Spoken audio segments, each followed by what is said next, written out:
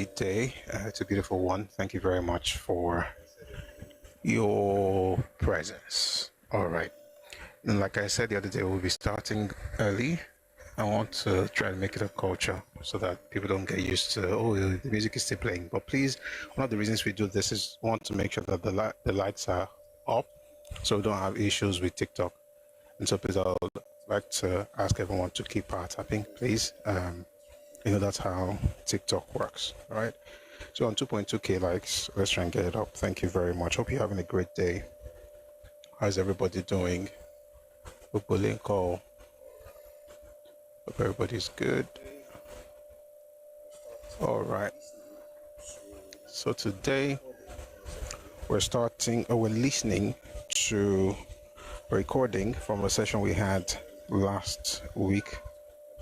And it's on Shagari. It's based on Shagari's book, actually. The book, of course, is called Beckon to Serve. And the title of today's session is Shagari's Story, Azikiwe's Secret Plans, Ojukwu's Coup, and Ironsi's Takeover. If you're on YouTube, thank you very much for joining us on Facebook as well. Please like the live and share, right? I want to make sure that we get the live recommended to other users on the app. So please, let's quickly do that before we get into, the session. And by the way, even while you're here, while you're listening, please don't stop sharing. Thank you very much. All right.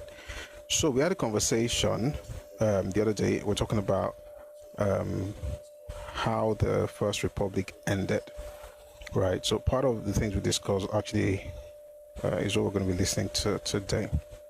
Just trying to make sure that we're good on all platforms and I can get right in. Peachy. All right, so Shagari's story, Azikiwe's secret plans, Ojukwu's Coup ties, and Ironsi's takeover.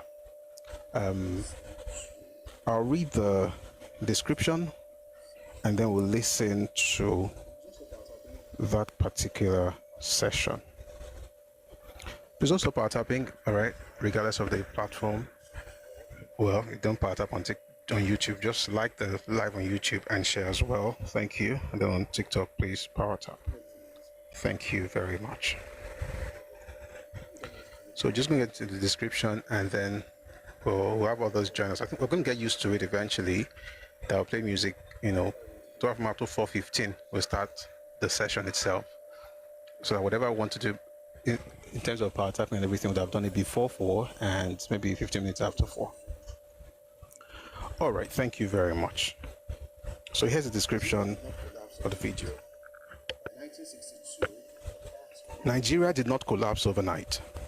By 1962, the cracks were already visible. The Western region was in crisis. The Tiv uprising was spreading. Awolowo was jailed in 1963, and the census of that same year deepened national suspicion.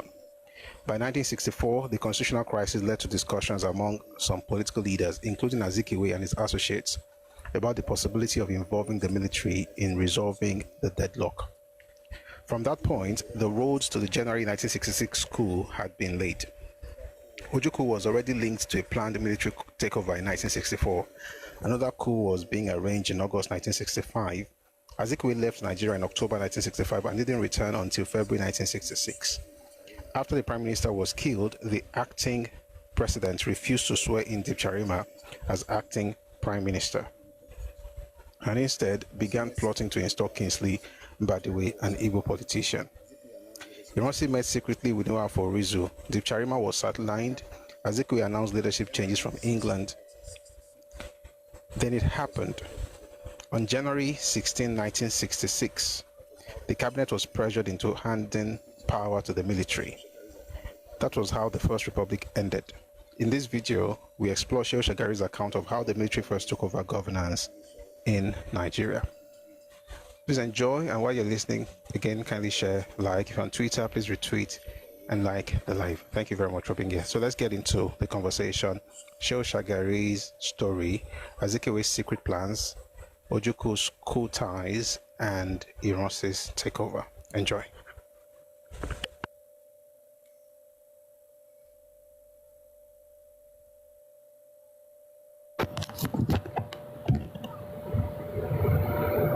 Sadness. The day Dr. Azikiwe summoned Prime Minister Balewa to the State House. I recall with sadness the day Dr. Azikiwe summoned Prime Minister Balewa to the State House on the latter's return from Bauchi after the election.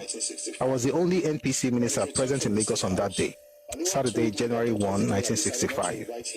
On his return from the State House, Balewa told me that Dr. Azikiwe had decided not to invite him to form a new federal government because he believed the NPC had not won the election. Accordingly, Azikiwe demanded Balewa's formal resignation, a request Balewa declined. Balewa also said he suspected the president had something up his sleeves, but Dr. Azikiwe was understood to have met the armed forces and police chiefs to remind them of their oath of allegiance to him as president and their commander-in-chief, and actually also to the government of Nigeria. Accordingly, they were duty-bound to carry out his orders, which he warned might be issued sooner rather than later. Please pay attention. I'm going to read another book very soon. Accordingly, they were duty-bound to carry out his orders, which he warned might be issued sooner rather than later.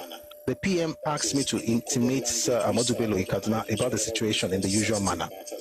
That is, in the coded language which Sir Ahmadu and I use whenever we discuss sensitive matters over the telephone.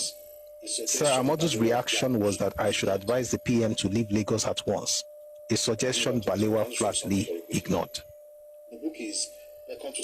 So coming back to this book, I want to show you something very quickly. The book is Beckon to Serve by Shagari, but there's something I want to quickly show you. All right, I want to read something to you.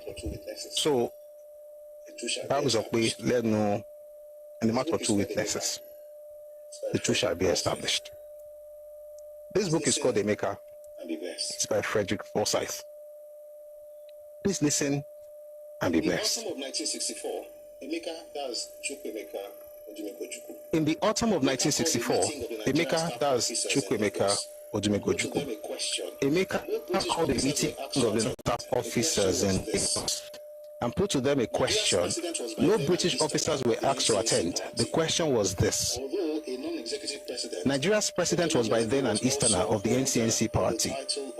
Although a non-executive president, Dr. Nnamdi Azikiwe was also holder of the title of Commander-in-Chief of the Armed Forces. But the democratically elected government was of the NPC party, headed by Alhaji Abubakar Tafawa Balewa, under whom the defense minister was Alhaji Ribado. In the event of a political crisis, and in the event of conflicting orders from president and premier, whom should the army obey? Who is asking this question? Ojukwu. Who is he asking? Nigerian officers. Okay, stay with me. No one knew. No one had the faintest idea. No one had ever thought of it before. They agreed that Emeka should find out exactly where they all stood, and as quickly as possible. He resolved to consult the British General Officer Commanding, General Welby Everett. But before he could do so, Lieutenant Colonel Yakubu Gowon, who had attended the meeting and said nothing, eager as ever to seek favor. I don't believe this thing, but let's read it. Eager as ever to seek favor with the British. Something that still continues today had drawn to General Welby. No, I have to stop to explain this. This is nonsense. It's not about being eager to seek favor with the British. The author of this book himself said this in his own memoir, that he was on the side of Biafra. Frederick Forsyth.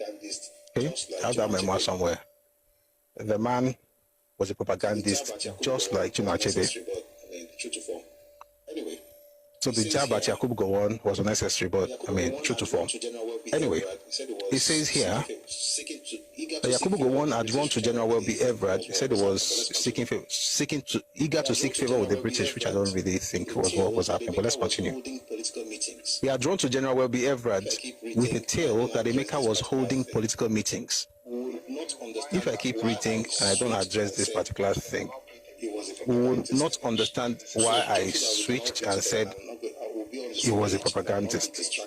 So just so that we can all be together and I will be on the same page and I will not be distracted, would you mind if I read something from David Ejo? Why he says here that Yakubu Gowon was eager to seek favor with the British. Ojukwu had done something similar when he had called together certain people to organize a coup. And two of the people he called to be part of that, in fact, the four main people that he called to be part of that coup were Basi, Victor Banjo, David Ejo, and Yakubu Gowon. I'm going to read what David Ejo said about that particular plan.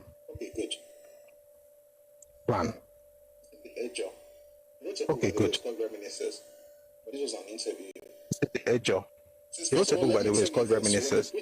But this was an interview. Since, first of all, let me tell you this. When the British were here, we were the last Nigerian officers to be commanded by the British soldiers. The senior person to me in Nigeria was Basi. The second was Ironsi. The Igbos wanted to rule. Why they wanted to rule was that Nnamdi Azikiwe was the then Governor General and more or less head of state. The constitution did not give any power to Azikiwe, so this annoyed the Igbo people, and they used to say, how can we run a constitution in which the head of state cannot advise the government? The government cannot contact the head of state for any advice. Is that not similar to what Michael Okpara said, or what Michael Okpara said in the Morning Post that Sheikh Shagari referred to earlier? In case you were not here, I just read down very quickly. It says here, mere publication of the census figures precludes a leader of a major political party from aspiring to the leadership of the nation. In other words, they had the president, but he had no power. He couldn't lead the nation, essentially. But let's continue.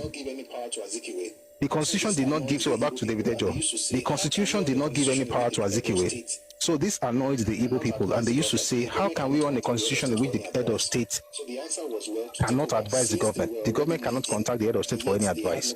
So the answer was, well, to take over, since they were already leading, and yet they had no control over the government. That was why the Igbo soldiers decided to organize a coup.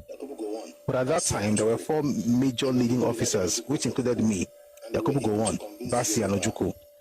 Igbo people relied on Ojukwu for the coup, and they were able to convince the Yoruba. Ojukwu and Banjo now contacted me and Gowon for a coup, but we refused. Gowon and I refused, and they went on their own. But we then reported to that European officer, General Foster. I and Gowon reported to him that some people were trying to plan a coup. He called all of us, the Nigerian army officers, and advised us not to organize any military coup. When Ojukwu's father heard about this, he put a memo to the House of Assembly and so on and so forth. Here's the point. That Ojukwu was trying to organize a coup, but there are other things that happened around that thing. So let's go back to the book by President Forsyth now. Having read that, hopefully we'll tie everything together. So, autumn of 1964, Emeka calls a meeting, has all the Nigerian officers. So, autumn of 1964, Emeka calls a meeting, has all the Nigerian officers together, right, in Lagos, right, and asked them that in the event of a political crisis and in the event of conflicting orders from president and premier, whom should the army obey? So they said we're going to ask the general officer commanding, who was British, that's General Welby Everett. But according to this author, before they did, Gowon had met with Everett. The general summoned Emeka and asked him what he was up to. Emeka replied that he would be delighted to explain, but that he wanted the same group of officers he had already spoken to be present at the meeting. The general agreed, and the officers were summoned. Emeka went through it all again. When he had finished, General Welby Everett was lost in thought. You are quite right, he said at length. I don't know the answer. It never occurred to me. Why didn't you come to me first? Because, replied Emeka, this is a Nigerian affair and you're a British officer first. If the worst comes to the worst, the British High Commission may order you to stand aside. That would leave us not knowing which would go. We have to know. Welby Everett admitted that if ordered to stand aside, he would obey his British orders and do so.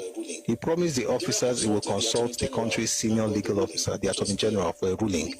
The General consulted the Attorney General and got the ruling. It was clear. In the event of conflict, the officer called should obey the democratically elected political leader of the country, the Prime Minister or his subordinates, the Defense Minister. The worst did not come to pass that winter of 1964, but it did 14 months later in January 1966, with the president out of the country. The point is this. As of 1964, two things were happening. Azikiwe was trying to do something with the soldiers, as recorded in Shagari's Beckoned to Serve. Ojukwu was also doing something with the officers, as recorded in this book by foresight. What the villagers has told us is the fact that they actually And they were going to actually what the villagers has told us is the fact that they actually indeed they were going to actually have something done, and it's from but they were reported to General Foster. But there's another report, and it's from I wrote a book called The Forgotten Documents of it's from Nigeria. Odia of Famon. I'm not going to open it because of time. I wrote a book called The Forgotten Documents of Nigerian Civil War. Said the same thing. I'm not going to open it because of time. And in that document, he also said the same thing, that Ojukwu was planning a coup and they're going to work together with Nnamdi Azikiwe. Let's go back to Welcome to Serve by Shagari now. The president had something up his sleeves. Balewa also said he suspected the president, that's Azikiwe. The president had something up his sleeves. But Dr. Azikiwe was understood to have met the armed forces and police service chiefs to remind them of their oath of allegiance to him as president and the commander-in-chief, and actually also to the government of Nigeria. Accordingly, they were duty-bound to carry out his orders, which he warned might be issued sooner rather than later. The PM asked me to intimate Sir Ahmadu Bello in Kaduna about the situation in the usual manner, that is, in the coded language which Sir Ahmadu and I use whenever we discuss sensitive matters over the telephone. Sir Ahmadu's reaction was that I should advise the PM to leave Lagos at once, a suggestion Balewa flatly ignored. In the evening that same day, Senator Dr. Majakodumi, who remembers him? Majakodumi. That was the man that was sent to become the administrator after the Balewa government declared a state of emergency in Western Nigeria. In the evening that same day, Senator Dr. Majakodumi and I visited Sir Adedokunbo Adegboyega Ademola, the Chief Justice of the Federation, at his residence, where we also met Dr. Taslim O. Elias, the Attorney General and Minister of Justice. Both told us that there were strong indications the army might intervene very soon, at the instance of the president. When was this? 1964. So what we read here was Ojukwu was to get his people's buy-in. So it's not his people. Ojukwu trying to get the army officers buy-in. trying to get the army officers buy-in so that whenever And that's why he asked that question. Azikiwe gave them the go-ahead, they will just follow him. And that's why he asked that question. In the case of conflicting orders from the Prime Minister and the President, whom should we follow? That was up is what this man is talking about. And he's not just talking about Because he knew himself, something was he's up. mentioning names and those people That thing that was up is what this man is talking about. And he's not just talking about himself, he's mentioning names and those people were alive when he wrote the book. He says Senator Dr. Majakodumi and himself visited Sir Adedokunbo Ademola, who was the Chief Justice of the Federation, at his residence, where we also met Dr. Taslim O. Elias, the Attorney General and Minister of Justice. Both told us that there were strong indications that the army might intervene very soon at the instance of the president and advised that something be done immediately. They had already asked Dr. Majakodumi to advise the PM to instruct the service chief to disoblige any orders from the president. They now wanted me to help persuade Balewa to act instantly. I proceeded to Balewa's residence and urged him to accept the advice, or the one earlier offered by Sir Ahmadu. Balewa refused both, but after continuous urging, he decided to summon the service chiefs the following morning, rather than that night, as I insisted. I'll take that again. I proceeded to Balewa's residence and urged him to accept the advice or the one earlier offered by Sir Ahmadu. Balewa refused both, but after continuous urging, he decided to summon the service chiefs the following morning, rather than that night, as I insisted. Meanwhile, Sir Adedokunbo and Dr. Elias took a new initiative. They requested Sir Bayramian, a British Cypriot and Justice of the Supreme Court, to speak to his fellow British national, Major General Sir Christopher E. Welby Everard, the General Officer Commanding, to dissuade him from taking any precipitate action which might implicate and embarrass the British government. Justice Bayramian accordingly advised Major General Welby Everard on his constitutional position, pointing out that the office of the president was ceremonial and that it was the PM who had the constitutional power to issue orders to the armed forces. What you are reading here Are you noticing something? I'm doing this intentionally. Are you noticing something? Are you noticing that what you are reading here is what these people are reporting in this one? That what Ojukwu people are talking about, in Shele behind the scenes that led to him getting that information is what we're seeing in the book by Shagari. And if you want to study Nigeria's history, any history by the way, but particularly Nigeria's history, that's the best way to do it, or else you'll be swinging Balo propaganda. They told him that anyway, let's continue. So they told him that Justice Berman accordingly advised Major General Welby Everard on his constitutional position, pointing out that the office of the president was ceremonial and that it was the PM who had the constitutional power to issue orders to the armed forces. Also took another initiative. He contacted Dr. Sir Adetokunbo also took another initiative. He contacted Dr. Azikiwe's intimate, Sir Louis Mbanifo, the Chief Justice of the Eastern Region, and persuaded him to use his influence on the Dr. Dan Onora Ibekwe, the Eastern Region Attorney General, both of whom also shared Justice Berman's view, got busy, working on the President as well as on the PM.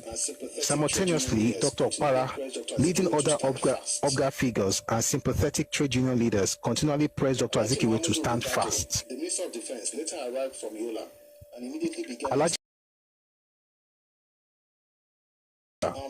immediately began extensive consultations with the relevant groups, including the armed forces chiefs. When Dr. Azikiwe appeared unnecessarily difficult, Ribadu called an emergency meeting of the NPC ministers to reappraise the situation. After considering the various options, it was decided that the constitution be utilized if the president remained unreasonable. Clause 39(1)b of the Constitution provided that during any period while the President is absent from Nigeria or is in the opinion of the Prime Minister unable to perform the functions of his office by reason of his illness, the Senate President would act on his behalf. But if the latter was unavailable, the Constitution also allowed the Federal Chief Justice to act as President. Incidentally, Dr. Azikiwe had since May 1964 been spending a great deal of his time at his Nsukka country home, during which period it was announced that he was unwell and required specialist medical attention. Now, the idea was that since the Senate presidency was vacant following the dissolution of Parliament, and President's professed illness would be officially recognized and proclaimed to enable the Federal Chief Justice to stand in for him, thereupon, the Federal Chief Justice would ask Balewa to form a federal government. Somehow, this plan rapidly leaked to Dr. Azikiwe late on Sunday. I'll tell that again. Somehow, this plan rapidly leaked to Dr. Azikiwe late on Sunday night, 3rd January 1965. Within hours, the State House issued a statement, which the press carried the following morning. It said that Dr. H.I. Idehe, the President's physician, had announced that Dr. Azikiwe, who was recently indisposed, is now quite fit and fully recovered and capable of fulfilling all his engagements both inside and outside the State House. This frustrated our plans. Meanwhile, Sir Adetokunbo, Sir Louis, and Mr. Dan Onora Ibekwe, along with other interlocutors, continued with the cliff-hanging negotiation. Sir Amadu Bello and Chief Akintola were now in Lagos to confer with the PM over the crisis. Dr. Azikiwe, realizing the frailty of his position, finally accepted a modified offer on 4th January and ignored a counter-OBGA proposal put by Dr. Okpara and Dr. G.C. Mbanugo, chairman of NCNC Eastern Working Committee. The President then broadcast his decision to reappoint Balewa as PM on a number of conditions. Among the terms were that Balewa would form a broad-based national government comprising NNA and OBGA members. Hence, certain ministerial positions were to be reserved for the NCNC pending the Eastern Region by-election, scheduled for March 1965, a contest the NCNC was certain to win. That elections were also to be held into the Western Region Assembly in October, presumably to give the AG a fresh chance to wrest power from the NNDP, and that a commission would be formed to review the constitution. Balewa found the terms unacceptable and declared that they could no longer put up with NCNC blackmail. He accordingly offered to resign and return to his farm in Bauchi, rather than work with NCNC ministers, some of whom he considered elusive and selfish. Sir Amadu Bello and other NPC leaders exerted tremendous pressure on the newcomers. Malam Aminu Kano, the NEPO leader, was appointed government chief whip. Was Mr. Dan Ibekwe, who received the junior ministerial office. Dr. Rizu, also of the NCNC, was reappointed president of the Senate. There was peace, but only for a short while. This was not surprising. Balewa, I believe, was right in his principled opposition to the policies of regionalism, spoils, and blackmail that the compromise epitomized. Over the years, these maladies have, I dare say, eaten deeper into our social and political fabrics. These have not only undermined the ethics of selfless service to country and the efficacy of government, but generated factional strife and political instability as well. Regrettably, too many people condone and even encourage them. Many are, however, genuinely disturbed by them, and some do voice their abhorrence. But then, only very few are prepared to stand up and be counted upon to go out there and change things. At Balewa's challenge to Obga blackmail triumphed, the course of subsequent events might have been somewhat different. What seemed at the time a personal defeat for him was eventually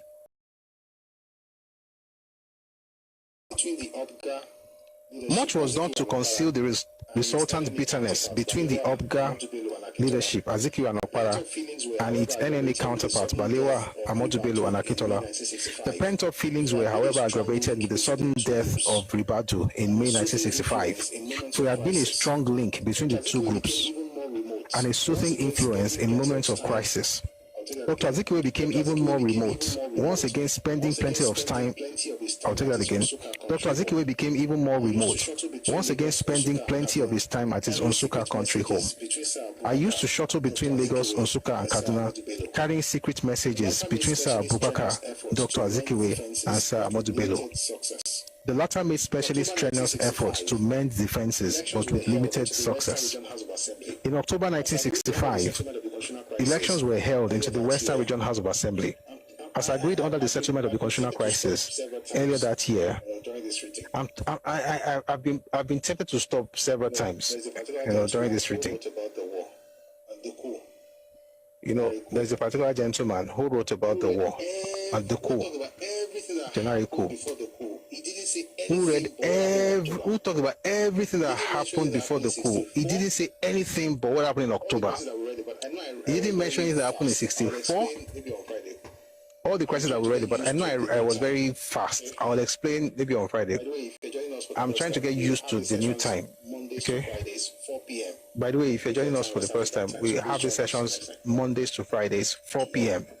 if you're time West African time. So please join us next time. Tomorrow. I'll slow down to explain all these things, but I just need to read it, straight down. About the crisis of 63, the census crisis of 63, or the political crisis of 64, eventually got Azikiwe, what's the word? Under house arrest on the orders of Balewa, which this man also, for some reason, decided to omit. They didn't talk about how they were able to settle this. They didn't talk about the fact that there was going to be a coup in 64, and Azikiwe was actually favoring that idea. They didn't talk about what Ojukwu was planning in 64. They didn't talk about the intrigues of 65, the first, what's it called? The first half of 1965, the many things that happened, which we read very briefly. Did not talk about the fact that it was in August of 65 that the coup that was executed in January of 66, was planned. As far as, the first team meeting, the first time they met to plan that coup was in August of 1965. And there was Emmanuel Fajuna, Donald Kafo, and Oji, Captain Oji. They had that meeting in August. The man, I'm trying not to mention his name, he jumped all this event and said, it was because of the crisis in Western Nigeria. Wait here. That's the reason for the coup. Even though wait here happened, it was terrible, by the way, but it happened after they already started planning the coup in August. In October 1965, elections were Let's held continue. into the Western Region House of Assembly. In October 1965, elections were held into the Western Region House of Assembly, as agreed under the settlement of the constitutional crisis earlier that year.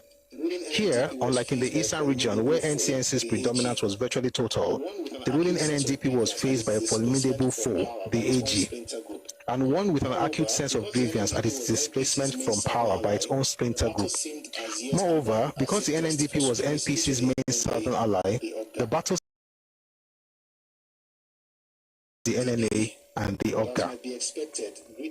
The elections were won by the NNDP, but as might be expected, greeted with the allegations of widespread rigging and other malpractices from the AG. Itself the past master of the game. Although, by the way, this man was in NNA, so he supported Akintola, just saying. Although the misdeeds were exaggerated, the alleged pre-election bravado of such figures like Chief Remi A. Fanikaude, the Deputy Premier Western Region, that the NNDP would win the elections, whether it was voted for or not, did not help matters. A reign of terror was unleashed by AG thugs and sympathizers, who attacked, maimed, and killed their opponents. Operation Wetie, by which opponents were doused with petrol and then set up, became rife, as did the looting and destruction of their personal and real properties throughout the region. Why was it? You see, I have been sent to prison since 3, and every one of these is we're going to have a session on, I recommend 2 books. Chief Awolowo, The Political Moses by Ojukwu, and Awolowo's own book, Adventures in Power, Book 1, My March Through Prison. We're going to read those 2 books, so you understand what led, and also Book 2, Traverse of Democracy and the Rule of Law.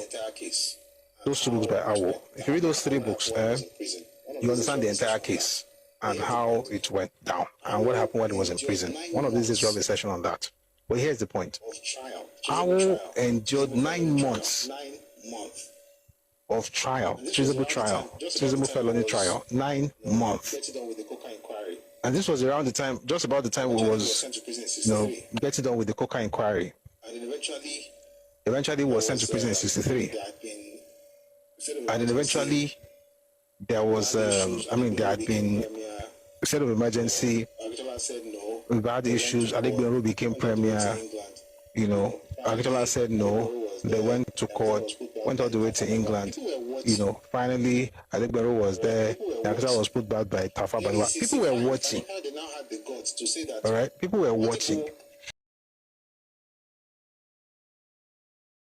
On the ball, and I'm because the party had broken into 2. AG was with NCNC and OGA.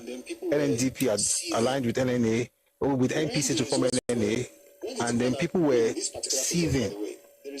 When the results were, when did the call that, in this particular case, by the way, the results came out before the elections were over. Akintola won. That was when people now hit the streets. What they did, bad stuff. I'm just trying to explain the things that led to the terrible events. Now, we're not just like, wait here. They wait here because until dry it.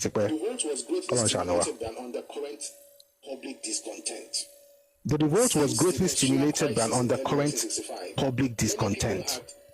Since the constitutional crisis in early 1965, many people had, at AG's surreptitious instigation, refused to pay taxes. Accordingly, the regional government's ability to finance its activities, including the payment of salaries to public employees, increasingly weakened. This is nonsense. Because it was actually Akintola himself who reduced taxes in some cases and abolished taxes in some other cases. He abolished taxes for women in Egba, Ijebu, and Remo divisions, against the better judgment of Awo and the party. So if people did not pay you taxes, don't blame anybody. Anyway, I don't know. I don't want to stop to explain, but sorry, and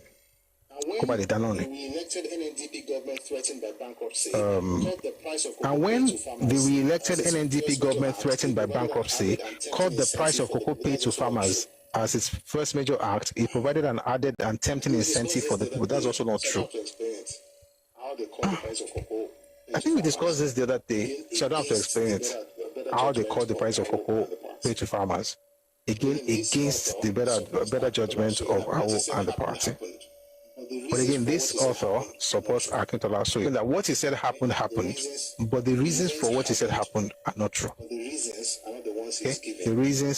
The events happened, but the reasons are not the ones he's giving. The arrest spread to Lagos, where AG thugs continued with the mayhem and killings. So intense and widespread was the violence that the efforts of the police to maintain law and order were stretched to the limit. Federal members of parliament from other parts of the Federation traveling to Lagos by train did so with armed escorts. Non-OBGA MPs who risked traveling by road were robbed and attacked, and their vehicles burned. When it became utterly dangerous for NPC federal legislators to travel to Lagos for sittings of federal parliament, the party headquarters in Kaduna decided to ensure their safety. Personal bodyguards, drawn from a genre of people known in Hausa as Tauri, tough characters who by some sort of supernatural means are immune to injury from offensive weapons like knives, swords, machetes, and chisels, were recruited from all over the north and gathered in Kaduna. Each of the legislators was allocated 2 bodyguards. The party entrusted me with the task of feeding the Yantauri, numbering about 200, while they were in Lagos. 50 bags of rice and money were sent from Kaduna for the purpose. I hired a contractor, Alhaji Buhari Agege, to feed the bodyguards. They were staying with the escortees at Lekko Flats, the legislators' quarters, whose acronym derived from the erstwhile Legislative Council. The contract, in other words, Ojukwu Alatinoth. Necessary cooking stuff to Lego Flats by lorry one evening. The contractor brought all the necessary cooking stuff to Lego Flats by lorry one evening. Members of the opposition parties got suspicious and scared, and some informed the police that they had seen a lorry unloading small arms at the flats in the middle of the previous night. They alleged that the bodyguards were NPC's private army, who were being armed to attack opposition MPs. While MPs were in parliament the following morning, the police raided Lego Flats and arrested all the bodyguards. When the matter was reported to me, I went to the police force CID at Alagbon Close to find out what had happened. I was shown a room where the police had stored all the small arms recovered from the bodyguards, which in fact were knives, swords, and bows and arrows. The suspects were locked up in another room. It was a pitiful yet ridiculous spectacle. The usual boastful Yantauri for once appeared tamed, rather haggard and helpless. They were happy when they saw me and begged to be rescued. After a protracted discussion with Mr. John Lynn, a British Assistant Police Commissioner and the CID boss, I managed to bail them out and provided their... I managed to bail them out, provided they reported to the police daily and did not bear any arms and stray beyond Lego Flats. Lego Flats, that's Legco, Legislative Council. When I returned to my residence, I found that many NPC legislators had brought their own arms and ammunition for safekeeping for fear of police searches. A ministerial dwelling had become an arms depot. The whole idea of the NPC headquarters organizing personal security for its legislators turned out to be a foolish and expensive joke. It was amidst the chaos in the West and growing unease nationwide that 3 key actors in the Nigerian drama each took a rather unexpected step, which astonished the public. Dr. Azikiwe, the president, took a vacation and arrived at London on 16th October 1965, ostensibly for medical attention. I thought you said he was well when he was in Osaka. It was amidst the chaos in the West and going on. I'll take it again, the paragraph. It was amidst the chaos in the West and going on ease nationwide that 3 key actors in the Nigerian drama took each took a rather unexpected step, which astonished the public.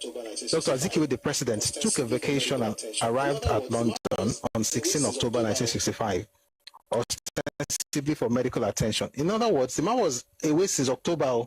That's why when you read the literature, they were begging him to return to Nigeria. He didn't want That's why when you read the literature, they were begging him to return to Nigeria. He didn't want to return. It's the very first case. As far as I'm concerned, is the very first case where what they call the soldiers that work with the president. ADC.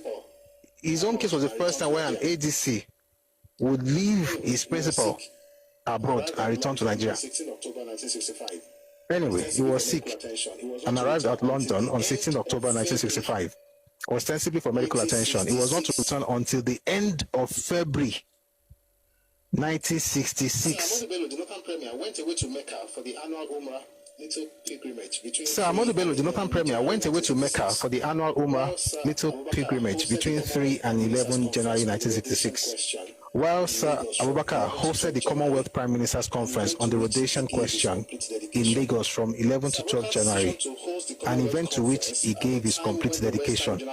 Sir Abubakar's decision to host the Commonwealth Conference at a time when the Western regional crisis had seriously worsened attracted considerable flack from UPGA and its press.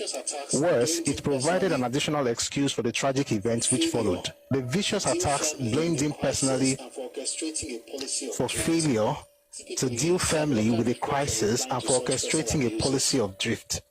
Typically, Sir Abubakar refrained from replying to such personal abuses.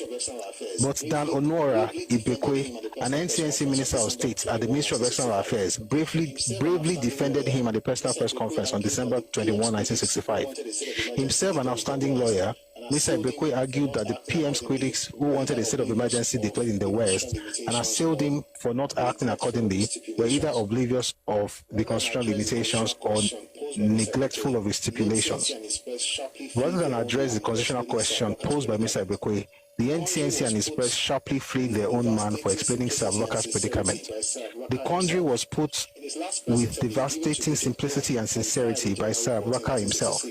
In his last press interview given to Bridget Bloom on Friday, January 14, 1966, and published in West Africa of January 29, page 113, quote, "I have no power. I just have no power. I only wish I had." Unknown to him, something ominous was lurking.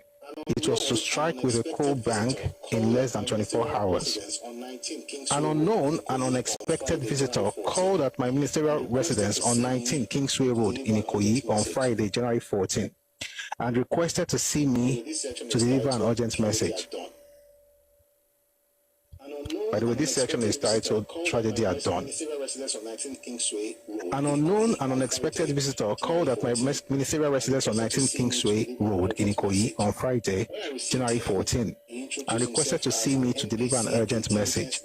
When I received him, he introduced himself as an NPC intelligence agent with his identity card as proof. He said he was under instructions by my party to report through only one person, Alhaji Wada, the defense minister. But because Alhaji Wada was abroad, he had an extremely important information, he decided to contact me as he understood I was close to the PM. He urged me to immediately inform the PM to press striking customsmen to call off their action promptly. Some coup plotters, he alleged, were taking advantage of the strike to bring arms into the country, and that he had evidence that a truckload of arms had already arrived at Lagos.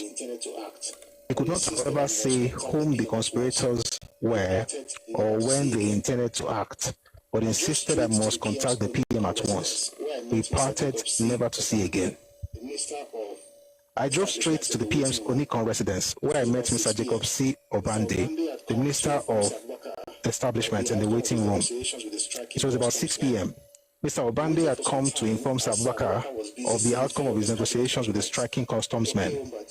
We waited for some time as Sir Abubakar was busy seeing 3 of his cabinet confidants. Dr. K. Mbadiwe, Jesus Christ.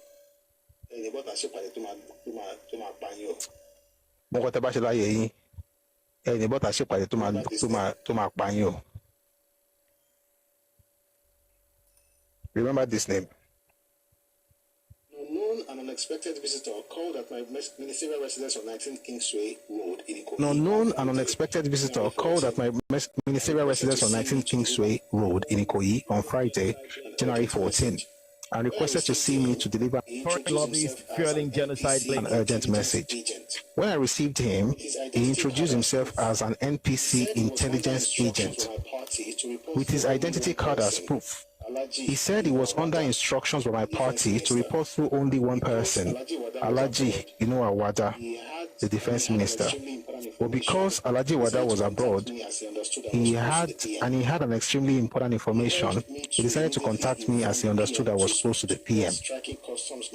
He urged me to immediately inform the PM to press striking customsmen to call off their action promptly. Some coup plotters, he alleged, were taking advantage of the strike to bring arms into the country, and that he had evidence that a truckload of arms had already arrived at Lagos. He could not, however, say whom the conspirators were or when they intended to act, but insisted I must contact the PM at once. We parted never to see again. I drove straight to the PM's Onikon residence, where I met Mr. Jacob C. Obande, the Minister of Establishment, in the waiting room. It was about 6 p.m. Mr. Obande had come to inform Sir Abubakar of the outcome of his negotiations with the striking customs men. He waited for some time as Sir Abubakar was busy seeing 3 of his cabinet confidants. Dr. K.O. Mbadiwe, Jesus Christ.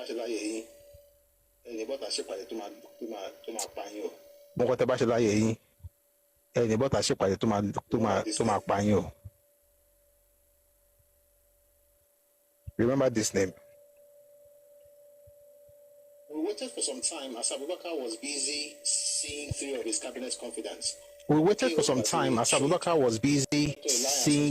cabinet confidants. Dr. K.O. Mbadiwe, Trade, Dr. Elias, Attorney General, and Mr. Raymond Ojukwu, Communications.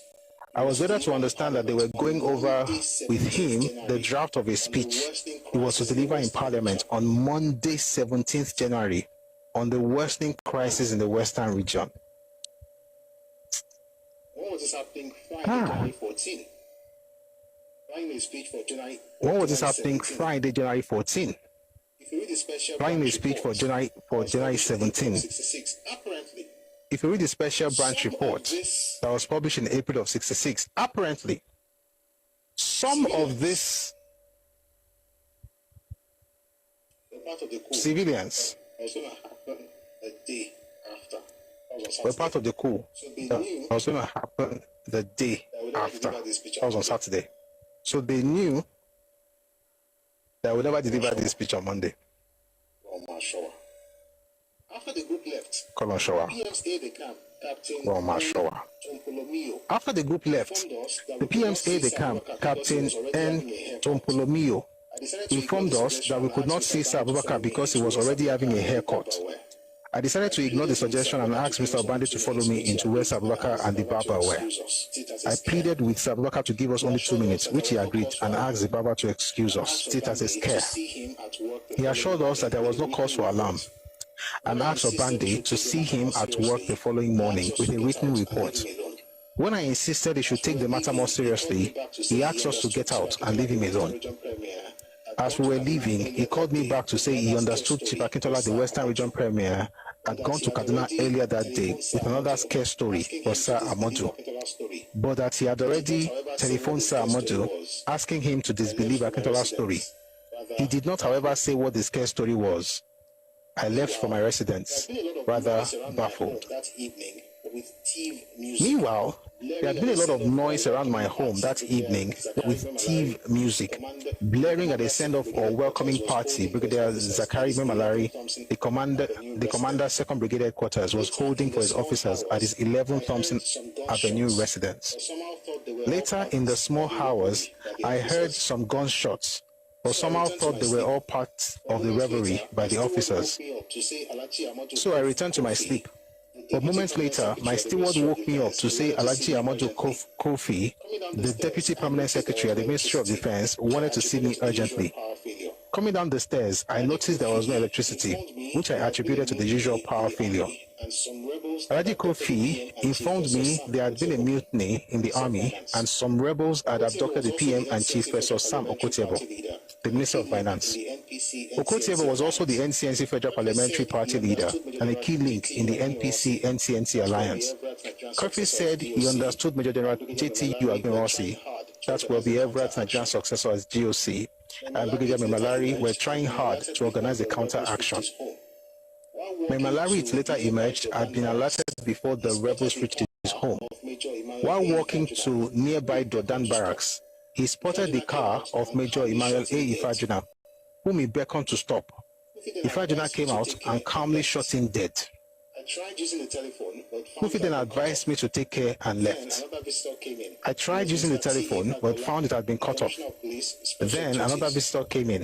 It was Mr. T.A. Fagbola, the Commissioner of Police Special Duties, who briefed me on the rebellion and also advised me to take care. I walked to the residence of my neighbor, Chief Adeni Ogusoya, the NTNC Minister of Housing, woke him up and informed him of the revolt. Then I drove my small Datsun car to the home of Transport Minister Dip Charima at number 1B, Bodilion Road, where I also woke him up and broke the news. Returning home at about 5 a.m., I notified my family and then that of my other neighbor, Alaji Inuawada, who was overseas of the mutiny. At about 7 a.m., I returned to Dip Charima's residence to meet with some NPC ministers who had gathered there. Dip Charima was then the most senior NPC minister available. We received the latest report on the situation, first from Alaji Mitama Sule, Minister of Mines and Power, who had visited the PM's residence by bicycle. We then heard from Alaji Ibrahim Tako Galadiva, the acting Minister of Defense, who had brought along with him Chief Fani Kayode. Chief Fani Kayode said he had been fetched from Ibadan early that morning by rebels and locked up at the Federal Guard officers' mess in Dodam Barracks, where the mutineers initially made their headquarters disguised in army uniform. Loyal troops handed him over to Alaji Galadima, and who had called in at the barracks, which was within a stone's throw of his residence.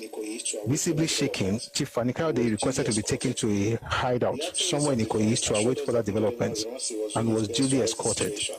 The acting Minister of Defense assured us that Major General Ironsi was doing his best to arrest the situation. Maitama Sule and I were separately detailed to explore with our absent NPC and NCNC colleagues the possibility of naming someone to stand in for the PM.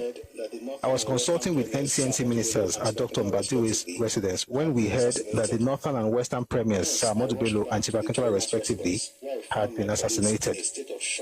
Hence, I rushed back to the Charima's residence, where I found my colleagues in a state of shock and desperation. However, we decided to recognize Dip Charima, a Kanuri from Borno, as our interim leader, and to ask Acting President Dr. Rizu, President Azikiwe was away on leave, to appoint Dip Charima Acting Prime Minister. We also summoned Major General Ironsi and gave him full authority to use every force at his disposal to suppress the rebellion. He moved his headquarters temporarily to the police headquarters at Moloney Street to facilitate easy communication with army units in the regions. While at Dip Charima's residence, we contacted the British High Commission and requested for military assistance in the event that our loyal troops should require any.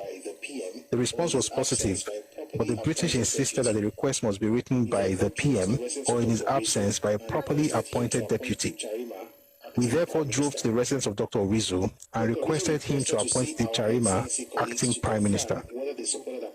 Dr. Orizu requested to see our NCNC colleagues to confirm whether they supported our proposition, and they joined us soon afterwards.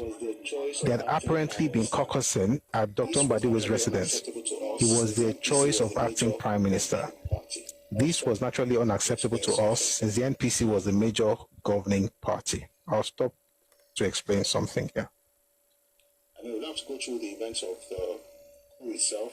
We talked about it. We'll have to go through the events of the coup itself. We talked about it. We will have another session to talk about it when we read the book by Adewale Ademega, Why We Struck. We also read about what happened to Memalari and how he was killed by Ifajana. But let's leave all of that for now. With everything happening,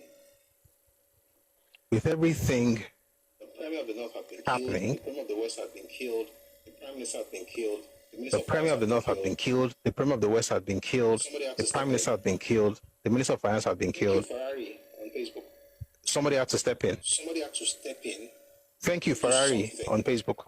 And so somebody had to step in to do something.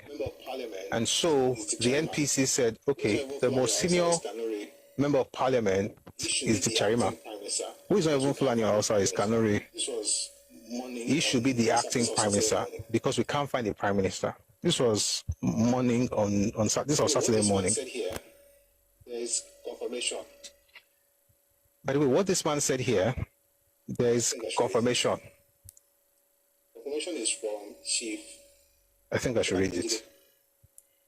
Confirmation is from Chief Richard Akinjide. The plan was that they were going to have the Charima become acting prime minister.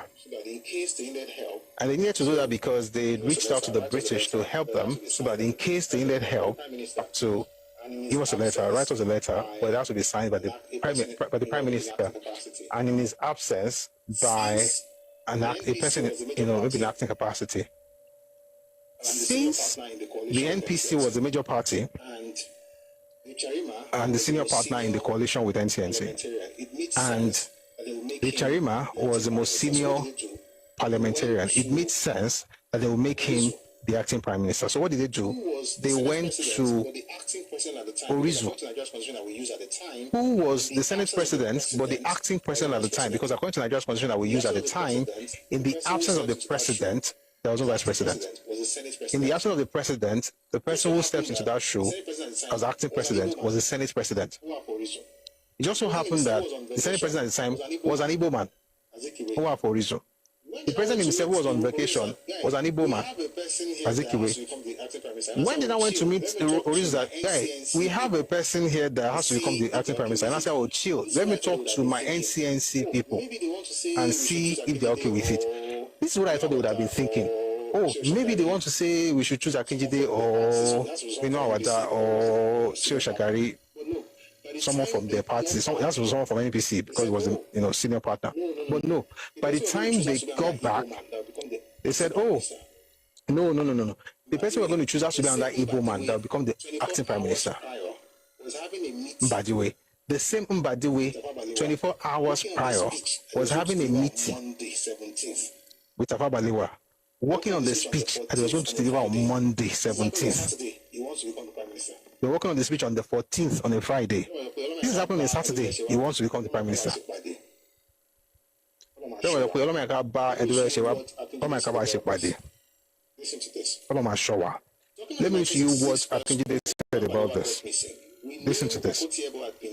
Talking of the 1966 first coup, when Balewa got missing, we knew Okotiebo had been held. We knew Akintola had been killed.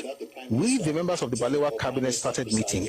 But how can you have a cabinet meeting without the prime minister acting or prime minister presiding? So unanimously, we nominated acting prime minister among us.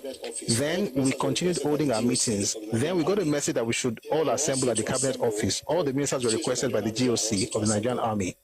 General Ironsi to assemble, the GOC of the Nigerian Army, General Ironsi to assemble. What was amazing at the time was that Ironsi was going all over Lagos unarmed. We assembled there, having nominated Zana Dipcharima as our acting prime minister in the absence of the prime minister, whose whereabouts we didn't know. We approached the acting president, Orizu, to swear him in because he cannot legitimately act as prime minister except he is sworn in.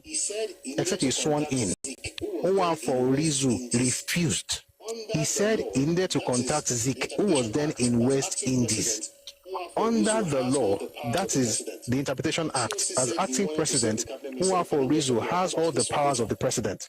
The GOC said he wanted to see all the cabinet ministers. Okay, let me just stop here. I'll come back to this one later. The point is that he's saying that Orizu was the acting president, and they had approached him to appoint Dipcharima as the acting prime minister. But he refused and said he had to talk to Zik first. Now, when they were done talking about, and he also talked to his people in NCNC. Now, when they were done talking whatever talk they were talking, which makes no sense.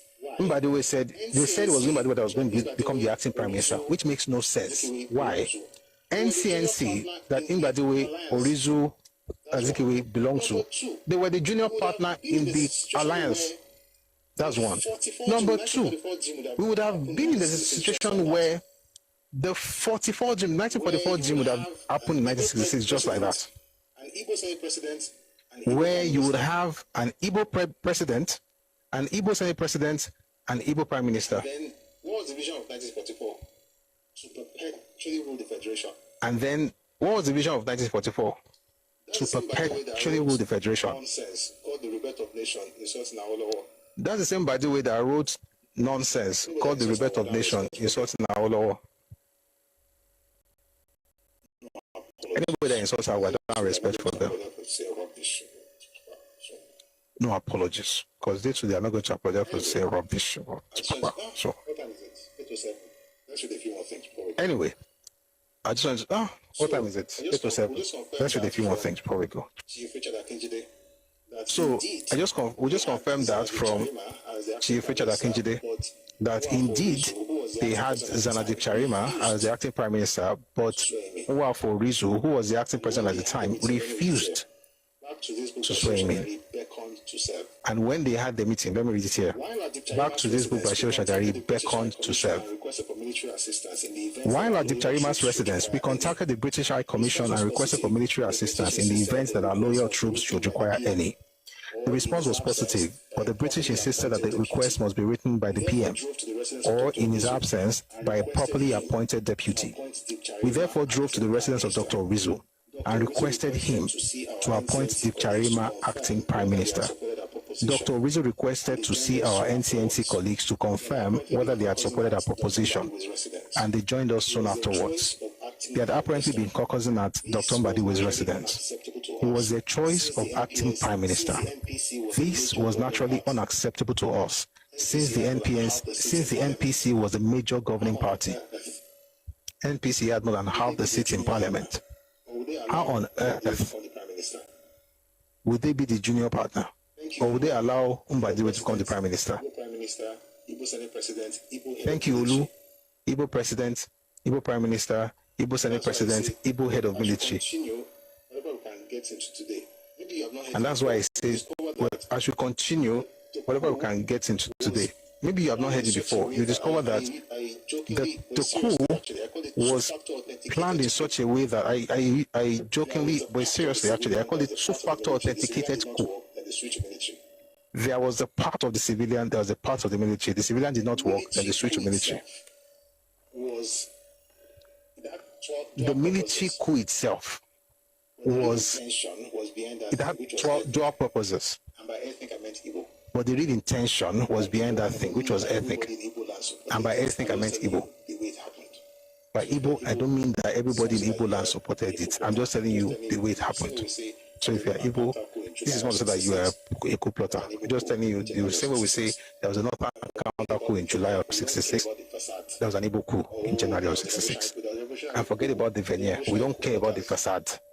Oh, there was a revolutionary coup. There was a revolutionary coup. The revolutionary coup plotters, they were used and dumped. E.g., Adeola Ademoyega, E.g., Zogo. BYOA says, I think the real planners are Ifeanyi in our cap. We are still thinking. Well done. You are coming up. I don't think they are the planners. I know they are the real planners. I know they are the real planners. I know that because of the document that we have in Telegram channel. Again, I know they are the real planners. And I know that because of the document that we have in Telegram channel. Again, it's not a very popular document, and you will not find it. That's why I put it in the Telegram channel. Red Oni Global, you'll find it there. Here's the point. Done what they did. This was before anybody talked to After they had done what they did, this was before anybody talked to Zogo. Everything was still scattered. This was Saturday morning. Nobody had reached out to Zogo at this point. At that particular material time, what they were trying to do was that since we've done all these things, we're not going to have Mbadiwe become acting prime minister. As soon as Mbadiwe becomes acting prime minister, everything will calm down. Then we'll go back to status quo. But this time, everywhere is taken over by folks from the southeast. I'm reading books, so it's not even that difficult to understand. It's right there. I'm reading books, so nobody's making anything up. Later. Say, how can you mention Ifeanyi and Okafor, but Ironsi not there? Does that mean Ironsi was not involved? The fact that I mentioned Ifeanyi and Okafor, does that mean Ironsi was not involved? So if you want to ask a question, why not just ask the question and not assume that you know what is in my head? That's actually a very wrong way to ask questions. You're not asking like you want to know, or you want to know what I think. You're asking as if you're an adversary. Nobody's fighting him. That's unnecessary. Nobody's fighting him. I talked about Ironsi's involvement.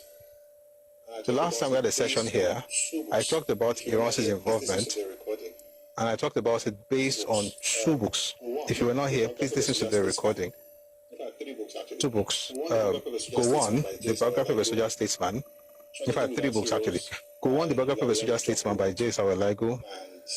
Tragedy Without Heroes by Hilary M. Ojukwu. And Reminiscences by David Ejo. Ironsi was indeed involved. Was Ironsi involved? Of course he was. Ironsi was indeed involved in the coup. He said he made two statements according to Ojukwu.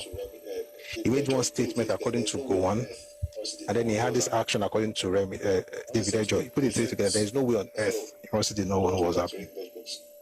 Ironsi said today, he said, so I don't want to go back to reading those books. It was an Ikeja, I guess. No, Go On was in Ikeja. Found his way to where Ironsi was. I think it was in Ikeja, I can't remember. Got there, and the night before, he had said to them, nobody knows tomorrow. So enjoy yourself, and then he said something vulgar that was not typed, that was not printed in the book. But they said that it was vulgar. So, Go On and his girlfriend, who was an Igbo girl, by the way, Edith, said something vulgar to them, and then told them that they should have fun, that nobody knows tomorrow.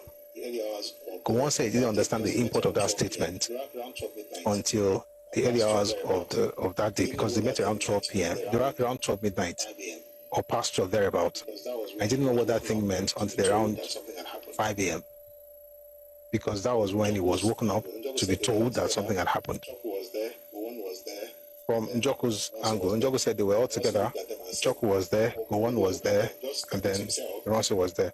And Ironsi looked at them and said, oh, maybe not look at them, just talking to himself, but they said they will not kill anybody. Ojukwu said as soon as Ironsi made that statement, you find this in his book, A Tragedy Without Heroes. He said as soon as Ironsi made that statement, that Go On looked at him, and from that day, he lost credibility with Go On. Because Go On believed that there is no way Ojukwu did not know about what happened before that day. Why? Because Ironsi was literally saying that, but they said they will not kill anybody. And later on, as we were having conversations, he made another statement to himself when he said, but they said there will be no bloodshed. So Ironsi knew about it. And if that's not enough, let's see a few more things before we leave. While we were at Orizu's residence, Major General Ironsi, who had seemingly secured Lagos, came in with some armed escorts. He requested for a tete-a-tete with Orizu. The two had about 40. While we waited anxiously in the sitting room, with the armed soldiers standing and staring at us. When Major General Ironsi finally emerged, he talked to the Charima Sotovose and then of Oji, and then drove off with his troops. Dr. Orizu then joined us, regretted his inability in the circumstances to oblige our request. He suggested we all return to our homes and wait until we were required. All efforts to get any clarification failed, and we left in utter desperation.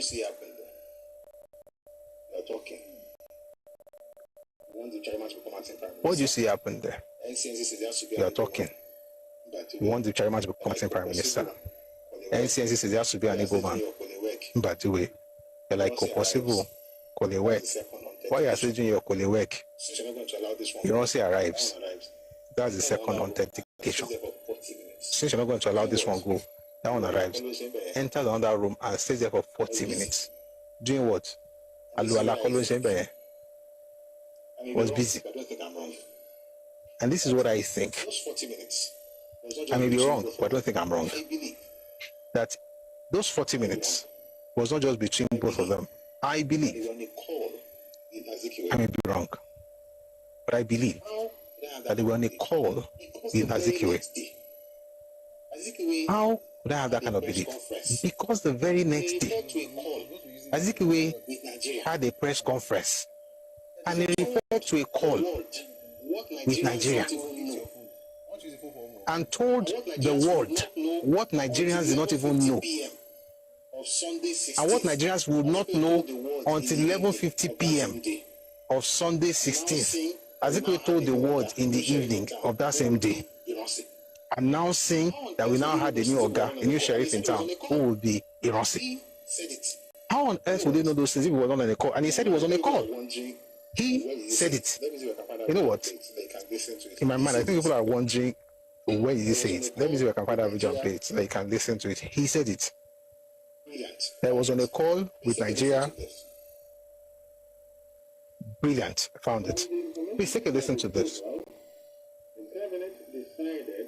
From the information at my disposal, the cabinet decided to transfer power to him as the general officer commanding the armed forces. It means an abdication of power. Number one, he said the cabinet surrender power to him. That did not happen. In fact, you know what? Let me answer you by reading what Akinjide said.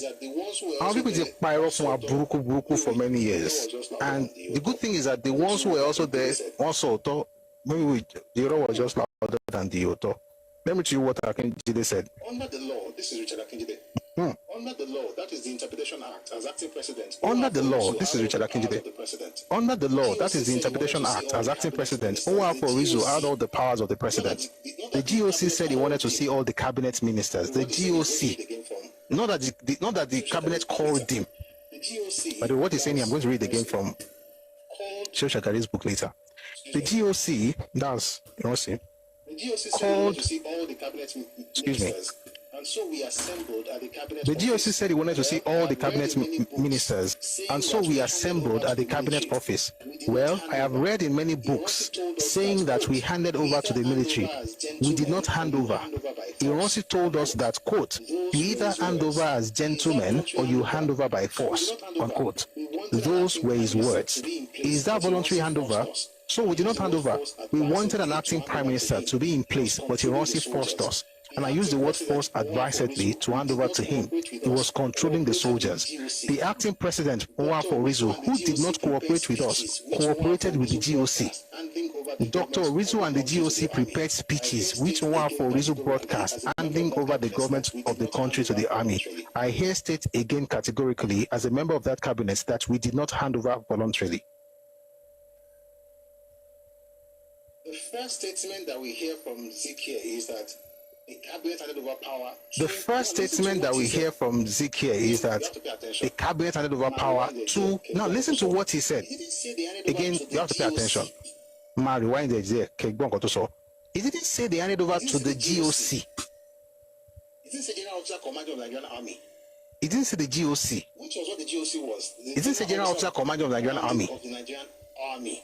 Which was what the GOC was. The general officer of commanding of the Nigerian army. That's what Robbie Everett was, and that's what passed on to Ironsi. Azikiwe used another phrase. Take a listen, please. From the information at my disposal, the cabinet decided to transfer power to him as the general officer commanding the abdication of power. And since, and it means then the suspension of the president, the prime minister, the 4 regional governors, and the 4 regional premiers. In other words, the civilian authorities have found it impossible to maintain law and order and have transferred same to the military authorities until law and order can be maintained. Are you or your cabinet setting a time limit on this assumption of power? I'm not in position to say because I wasn't there. But the acting president, in a telephone conversation to me, merely mentioned that cabinet met. So the acting president, in a telephone conversation with me. In that conversation was when he told him all this. So, I'll tell you when the conversation happened, and I'll tell you. In that conversation was when he told him all these things. I'll tell you when the conversation happened, and I'll tell you when the cabinet met. Ẹkáàbọ díẹ̀. Are you or your cabinet setting a time limit on this assumption of power? I'm not in position to say because I wasn't there. But the acting president, in a telephone conversation to me, merely mentioned that cabinet met and unanimously and voluntarily agreed to abdicate power. I'm assuming in the light of previous practice elsewhere in the world that it will be temporary. But this military government could last 6 months or a year or even 2 years. That's been the case in other parts of the world, and I won't rule that out. Mr. President, do you think it was a coup or a mutiny?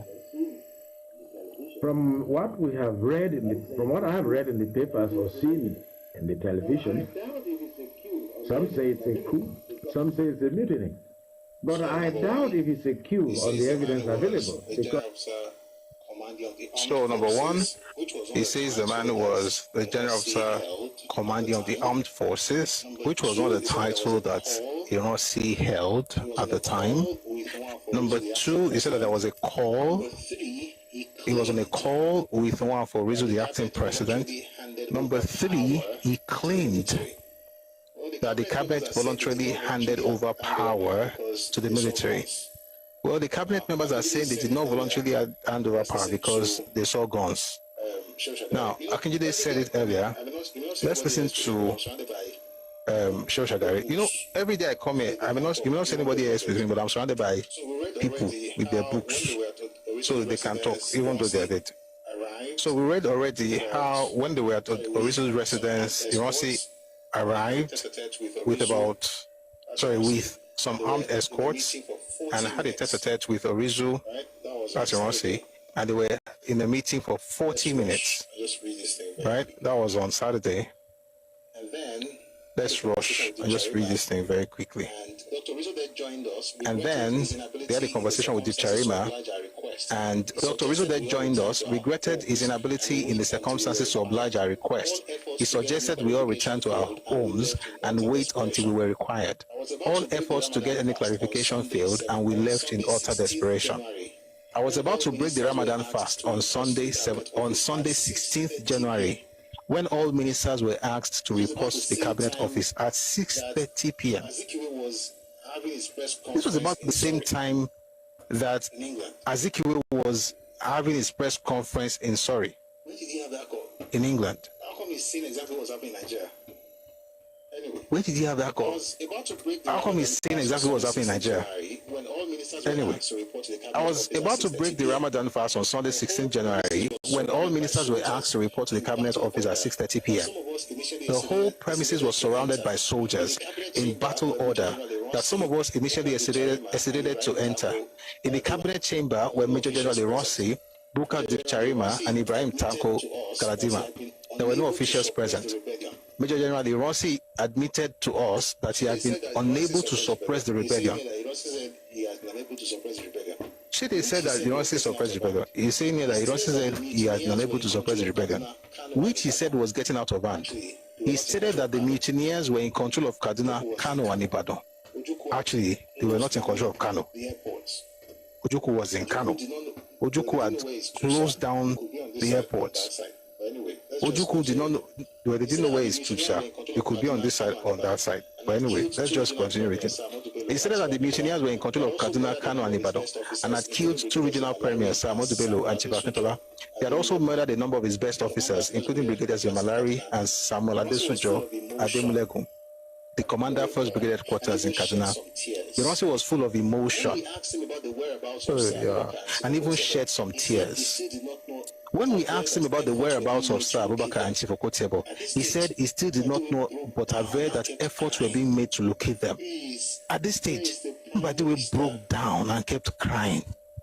Please, where is the Prime Minister?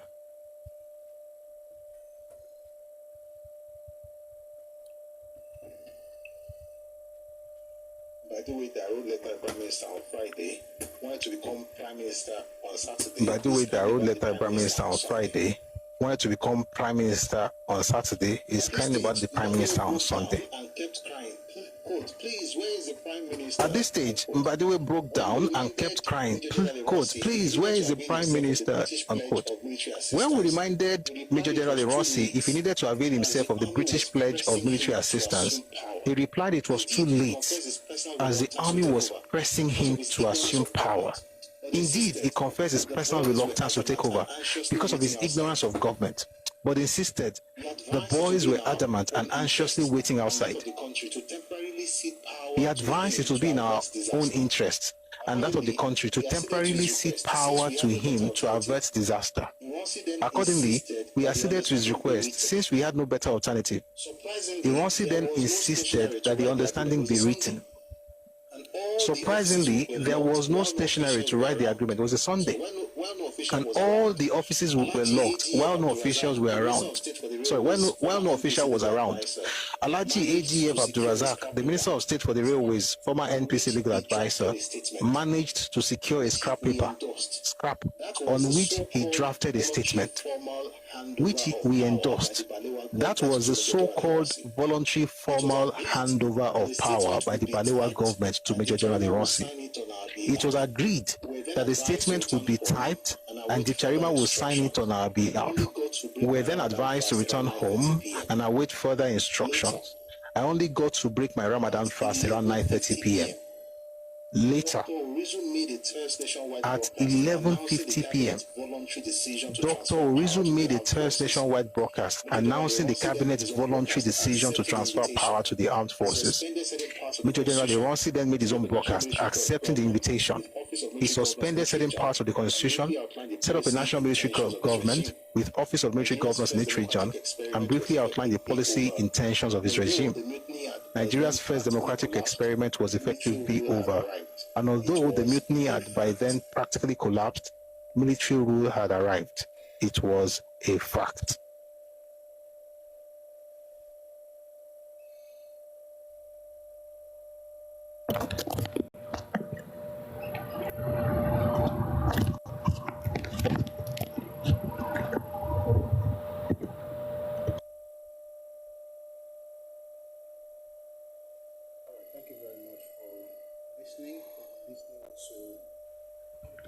All right, thank you very much for listening. We've been listening to the video on YouTube channel Busui Oris titled Shagari Story, Azikiwe's Secret Coup Plans, Ojukwu's Coup Ties, and Ironsi's Takeover.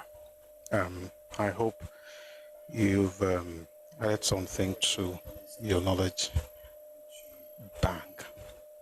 All right, we have some questions in the comment sections on YouTube and TikTok. I'm just going to respond to some of them and then we will call it a day. If you have any other questions, please feel free to write them in the comment section. We'll attend to them. And then,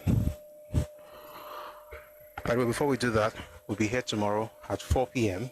if your time was African time, and hopefully we should have a game show. And I'm saying hopefully because the last one is not out yet, but we'll see how it goes tomorrow. All right, so let me scroll up.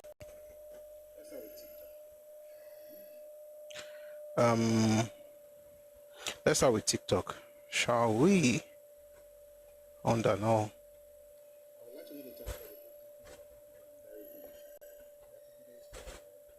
I would like to know the title of the book written by Akinjide and that written by Shagari. The Akinjide stuff I read was an interview, like I said.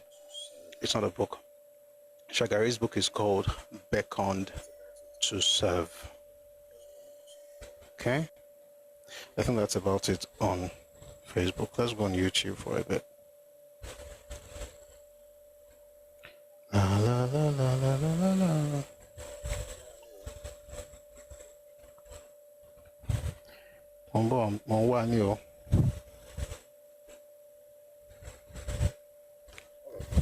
Jesus is what? All right, just got the other device. So someone, okay, what's on Shagari's book? I already answered that. Beckoned to Serve. So Azikiwe was under house arrest at a time. Yes, it was. And that was because of the constitutional crisis when he refused to invite the Prime Minister to form government in 1964. And what I'll do is this. Give me a second. I'm going to read something to you from The Forgotten Documents of Nigerian Civil War by Odia Femon. I think it answers some of that question. Okay? So I'll just quickly open that. The Forgotten Documents of Nigerian Civil War.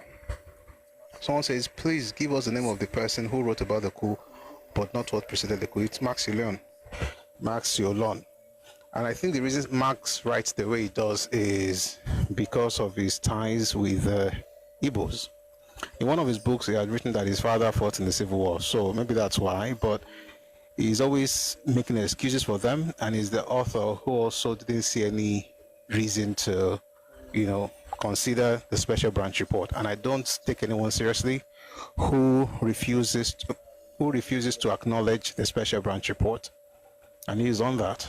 But that's not to say that his books are not good. He has good stuff in his books, but generally speaking, it's easy to throw your Bible under the bus as far as it's concerned. But also, he always finds a way to make excuses for the evils. And the reason I say that is because of what I said earlier, where, for instance, we're talking about the coup, and then he says, "Oh, the crisis in the Western region, Wetie, was what precipitated the coup." Of course, not the exact words, I'm paraphrasing.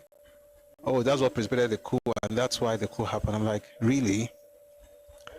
You need only one document to make nonsense of that claim, and that document is a special branch report. And what that document says is that they started meeting in August, and they started recruiting people that same month, and then in September, and then in October, and it happens to be that same month that the crisis in the Western region happened. You can call it a catalyst, right? In other words, it sped up what they were planning to do, but you can't call it the cause of what they did. They were going to do that regardless. And it's also a shame that a lot of people who want us to believe that they are intellectuals and they know about the history, and I'm not saying I'm a professional, what's the word now? Expert in the war, but I don't think you should be writing about that stuff if you have not at least read a number of things about it. So, for instance, you can't discuss the war and you can't discuss the coup and begin in 65. You have to go back. You may have to go back to independence, but at least you have to talk about what happened in 64. You have to talk about the fact that there was a coup that was planned in 64, and Azikiwe was in on it, and that it was planned by Ojukwu.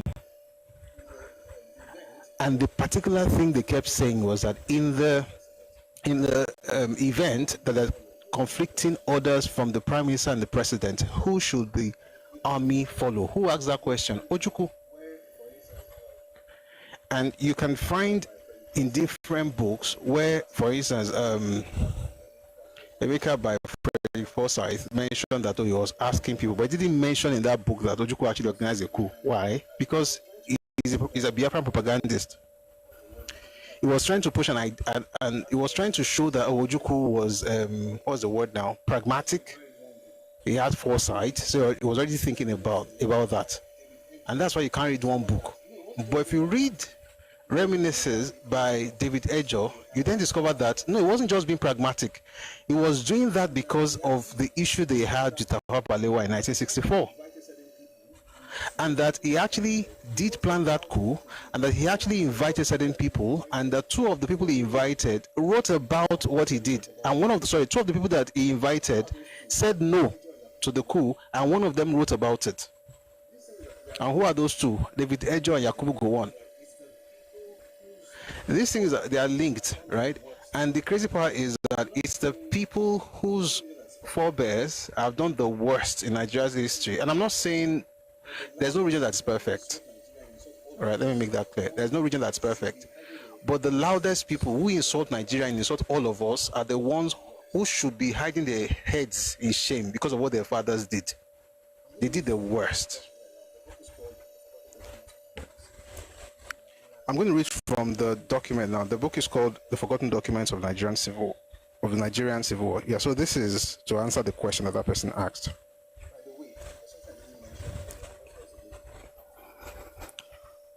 By the way, there's something I didn't mention earlier. I just saw it in this book and thought it's important to mention.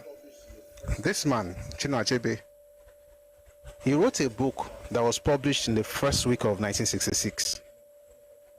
I had a session on that some time ago. I haven't read portions of that book. I don't know if I should even recommend the book, but it's a good book. It's a novel. It's called Man of the People. It was published January 1966.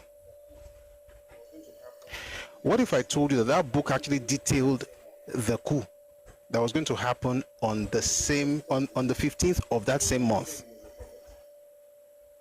And when the book was published, Igbos then said he was a prophet. He was not a prophet. He was literally showing us that it was airtight. So that when they were done, you had to say, I'm a bit different, like conduce to you. If you don't know what conduce means, it means kudos.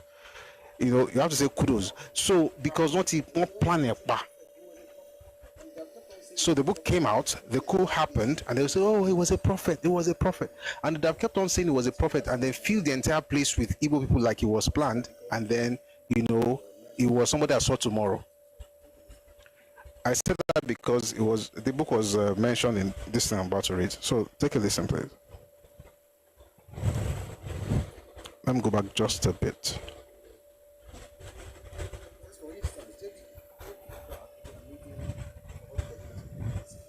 It says, for instance, J.P. Clark, again, I'm reading The Forgotten Documents of Nigerian Civil War by Odiel Famon. J.P. Clark is reported by Oeto to have exclaimed after reading the advanced copy of Achebe is a Man of the People, quote, Chinua, I know you're a prophet. Everything in this book has happened except a military coup. There is no way of knowing until their memoirs whether either of them was aware of the rumor, soon entrenched by later events. I don't think they needed to be aware of any rumor. They were literally part of the entire group. How do I know that? Because of the way he wrote his final book, There Was a Country. He held on to the propaganda even till he went to his grave.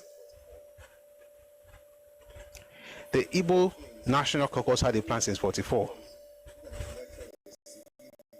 And from the look of things, it seems that everyone who was either an intellectual or a civilian was in on it.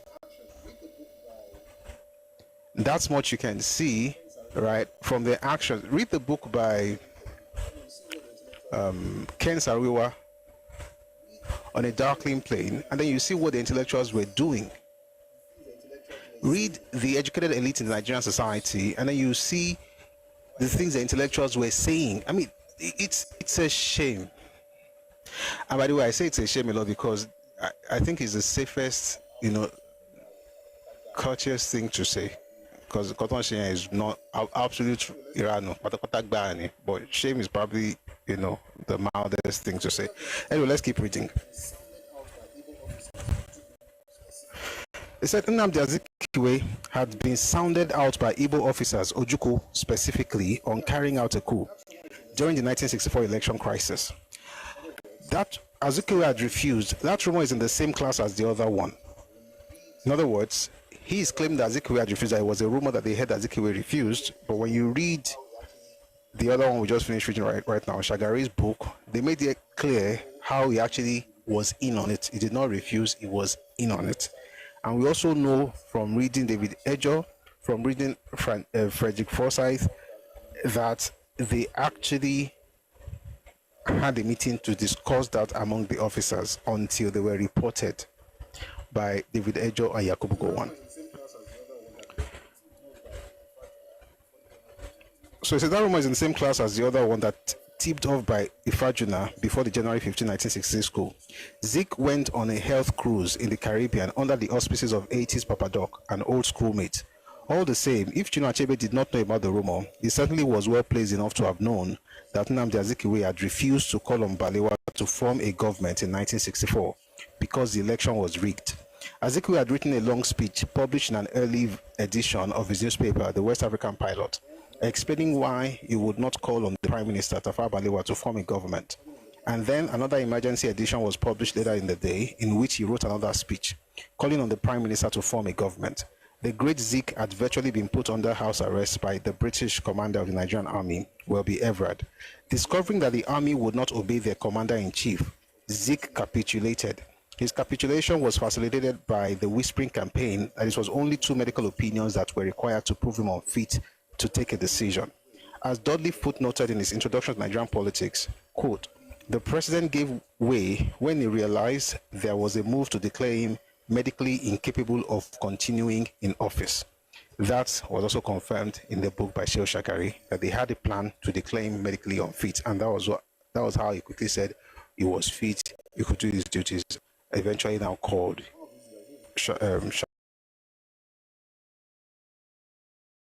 one of these days, I think we should have a session on Dudley's book. It's a very big book, sure, but we'll see. But if you're interested and want to get it before then, just look for B. Dudley, Introduction to Nigerian Politics. All right, I think I answered that question. So actually, he said he was sick, he was in Nsukka, he was tired, he couldn't join them. So they were going to use that medical situation against him. But it got better immediately and they formed government. And so they didn't have the coup after all, only to have that coup 2 years later in 1966. And that's why I say you cannot discuss 66 without 64. All right. I think we've answered all the questions. I want to thank everybody who has been... Okay, wait, before we do, let's check Facebook. I said I shouldn't... I'm always going to have our folks on Facebook included as well. Thank you very much for being here on Facebook. We have some comments here. No okay. These are comments, not questions. Thank you, Dipo Atkins on Facebook. Thank you very much for your comments. All right. So like I said, the video, the Redomi Republic episode 1 is not out yet. So I'm wondering if we're going to have Redomi Republic tomorrow, but tentatively we're going to have one. And if you're interested, please go on Linktree/Redomi Republic and register. All right, it's quite easy. Just fill a form and then you'll be part of the game show. It's a quiz and it's not that difficult, and you can even win money. All right, we're trying to help ourselves understand Nigerian politics, the truth of Nigerian history, rather than the propaganda we've been fed with all these years, but we just in a respectful way, in a fun way, right?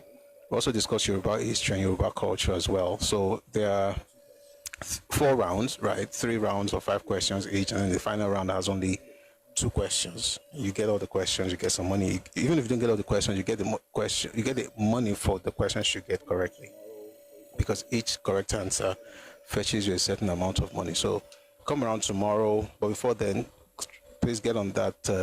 Please use the link in your browser and register, and then we'll see you tomorrow.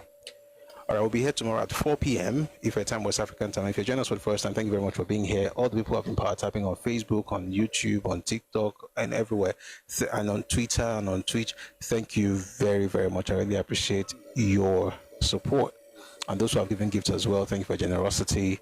And again, by the way, if you'd like to be part of those who will support this show, because what we're doing requires a lot to get done. If you'd like to support, please reach out to me on Telegram at Busui Oris. I'll put out the account details tomorrow, not today, but you can always reach out to me on Telegram. Thank you very, very much.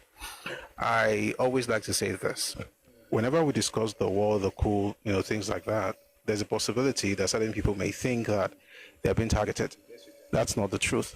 The truth really is that history is what it is, and the best we can do is to discuss it respectfully. But we're not going to keep quiet because it makes some people feel uncomfortable. Your comfort doesn't really count. What counts is truth, but of course it has to be shared respectfully. If you want anything more than respect, you're not going to get it from me, because what you want is to shut people up, and that is not going to happen. And I don't think you should be doing that. You also need to know what happened so that you can learn, and then all of us will not repeat the mistakes of the past, and then we can build properly going forward. That's the purpose of all of this. It has nothing to do with integrating any ethnic group.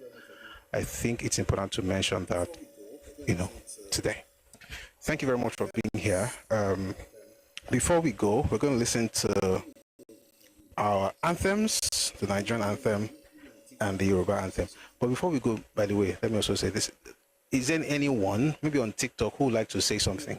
Let's not just close. I should have done that earlier, I think. Is there anyone who has something? Because I think I noticed Go Carter earlier. Daniel, are you still here? I noticed you raised your hand earlier. If you'd like to speak, please, let's even do it. I can conjure. Let's not rush. If you'd like to contribute to the conversation, please send your request. Because I just remember that somebody, requested earlier, but I can't see them anymore. Okay, Robodo, okay, you come up then.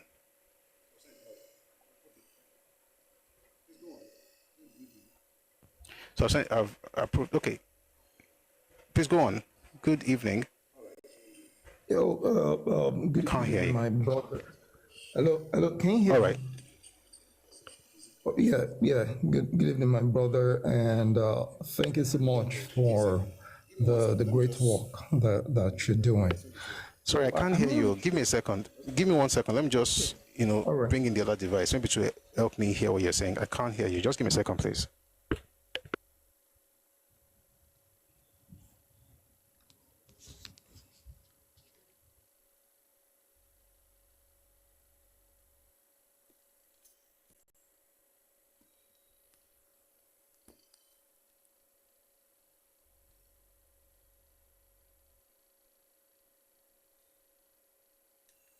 Please go ahead.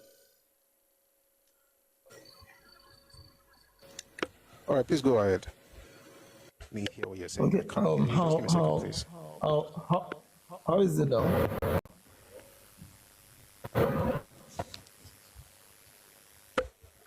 Hello?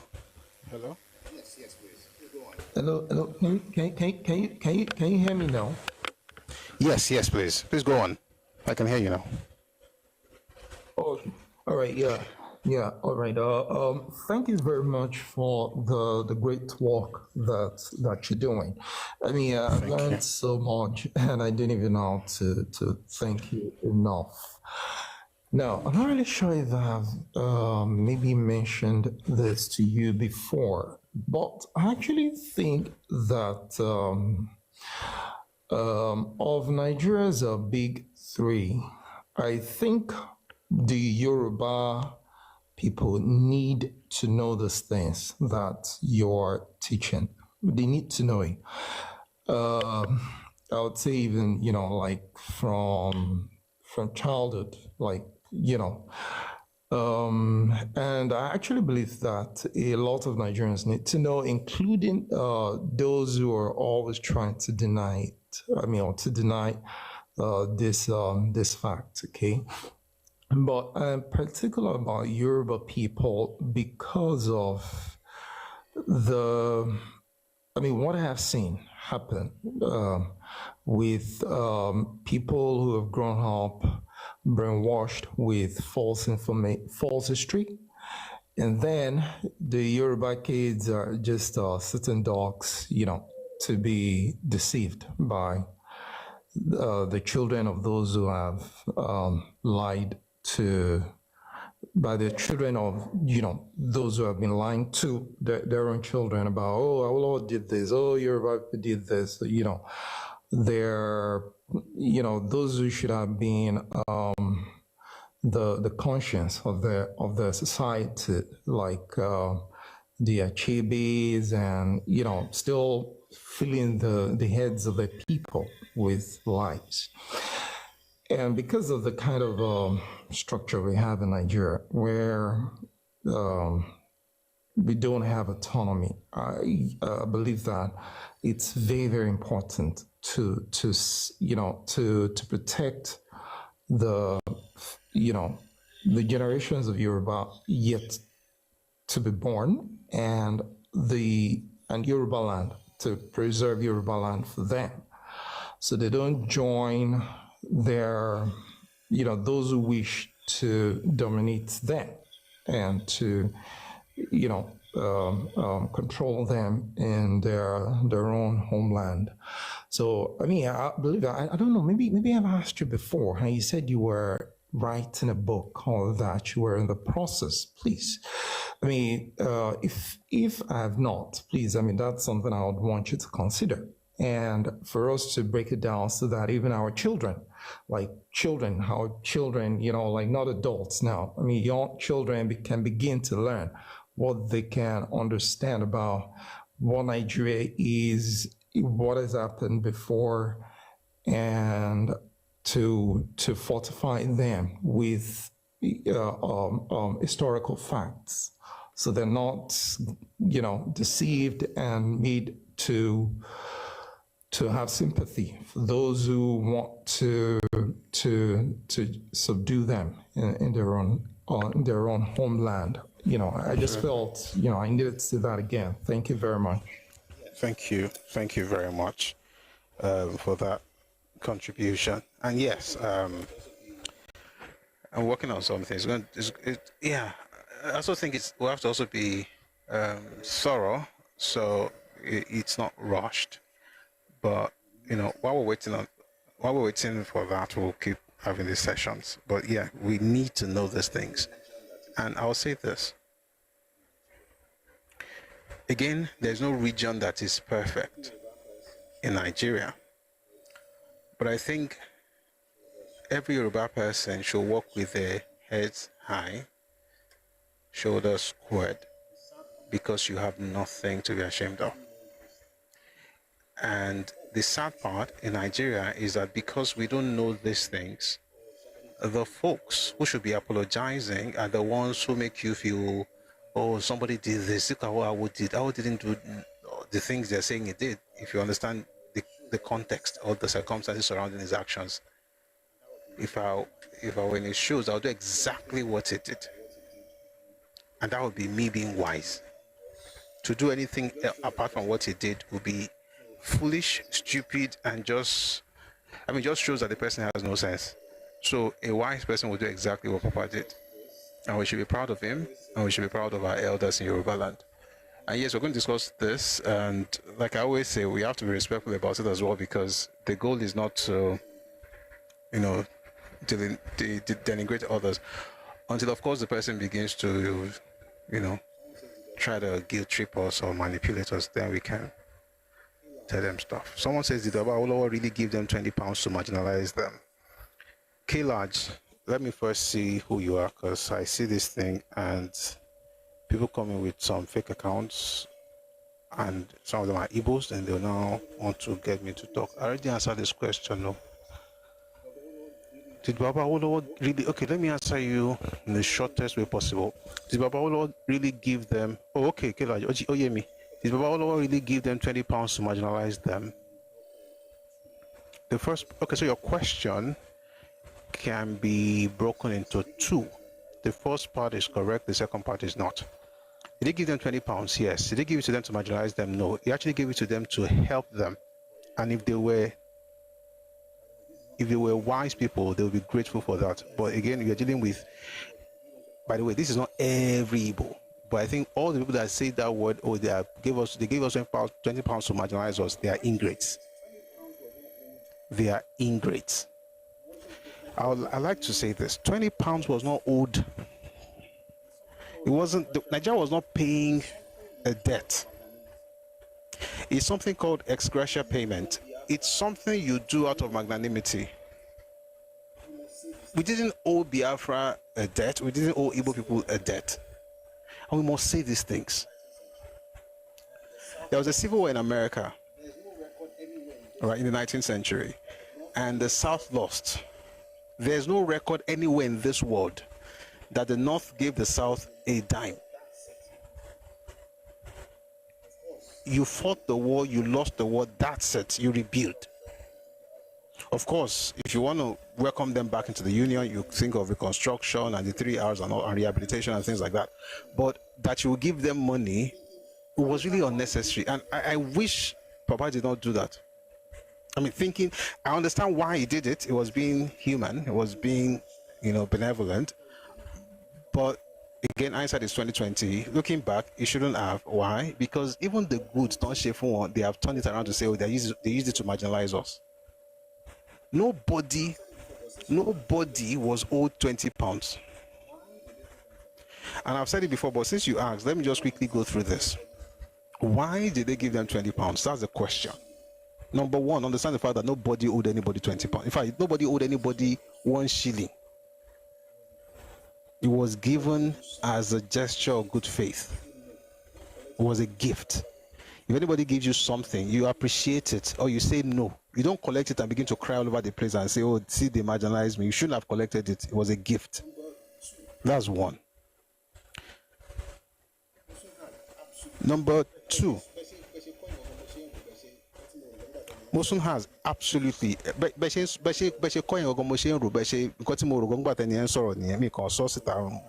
Thank you very much for even confirming what I was thinking, Madam Mosun. So, answering your question, my brother. Number one, what really happened and why did Nigeria have to give them £20? So here's what happened. people had money in banks. Some had access to their monies, some did not. Now, let's first start by saying this. It wasn't everybody that had bank accounts. As a matter of fact, majority of Nigerians did not have bank accounts. The idea that people had £1 billion stashed in banks and then was taken from them is nonsense. It's a lie, and the person lying knows it. Nobody, stacked money in banks and they took the money from him. Majority of our people did not have bank accounts. That's one. Those who had, everyone, I repeat, everyone who had proof that he had money in the bank before the war and went to the bank to to ask for his money, got his money back. Every single one of them. As a matter of fact, I played a video here the other day where John Nwodo, former President General of Ohanese Ndigbo, his name is John Nwodo, talked about his father receiving a call from Barclays bank manager 6 months after the war in 1970, telling him that he had £6,000 in the bank with interest. And it was that money that he used to start his transport business. And we have the video. I've played it here before. If you check one of the videos on our YouTube channel, you'll see it, but I'll let you know, the exact title later. People like his father who were actually, to be honest, the ones who had money in the banks were like his father. The war was terrible, of course, but after the war, they got their money back because they had the money in the bank and they had their passbooks. But so the question is, what happens to those who didn't have passbooks? We'll get back to them later. There are three categories. The first category were the people who saved money in the bank and had proof and were able to get their money back, and they all got their money back. The second category were people who did not change the Nigerian pounds when it was redesigned. So the question is, why was it redesigned? Well, it was redesigned because Ojukwu had looted Nigerian central banks in Benin, in Port Harcourt, and in Calabar. He stole Nigerian money with a plan to take it abroad to buy weapons to fight Nigeria. A person would have to be dumb to allow that to happen, and Awolowo was not dumb. So what did Awolowo do? He advised Yakubu Gowon that the currency had to be changed. So they changed it. And that was in December of 1966. And then they changed that stuff in January. It was about a week or so window. And the people were able to change their money. They got the value of their money. It was like one pound to 1 pound. The only difference is that they've changed the design. And like I said, if you go on Google right now and look for Angela Okori, CNN interview, she mentioned that she got her own money. The issue is if you could get out to get your money. So if you had Nigerian pounds at the time and you could exchange, you will get your full money back. Here's the third category. Those were people who took Nigerian pounds, got into Biafra, gave their money to Ojukwu, who converted the money to Biafran pounds and told them that was the legal tender within his version of whatever I called Biafra. In other words, they took Nigerian pounds, gave it to Ojukwu, who then gave them Biafran pounds. After the war, they come to Nigeria and say to Nigeria, we have Biafran pounds, take it and give us Naira. Who does that? Where does that? Because there is no way on earth you'd expect people to give you money for nothing, because Biafran pounds were worthless.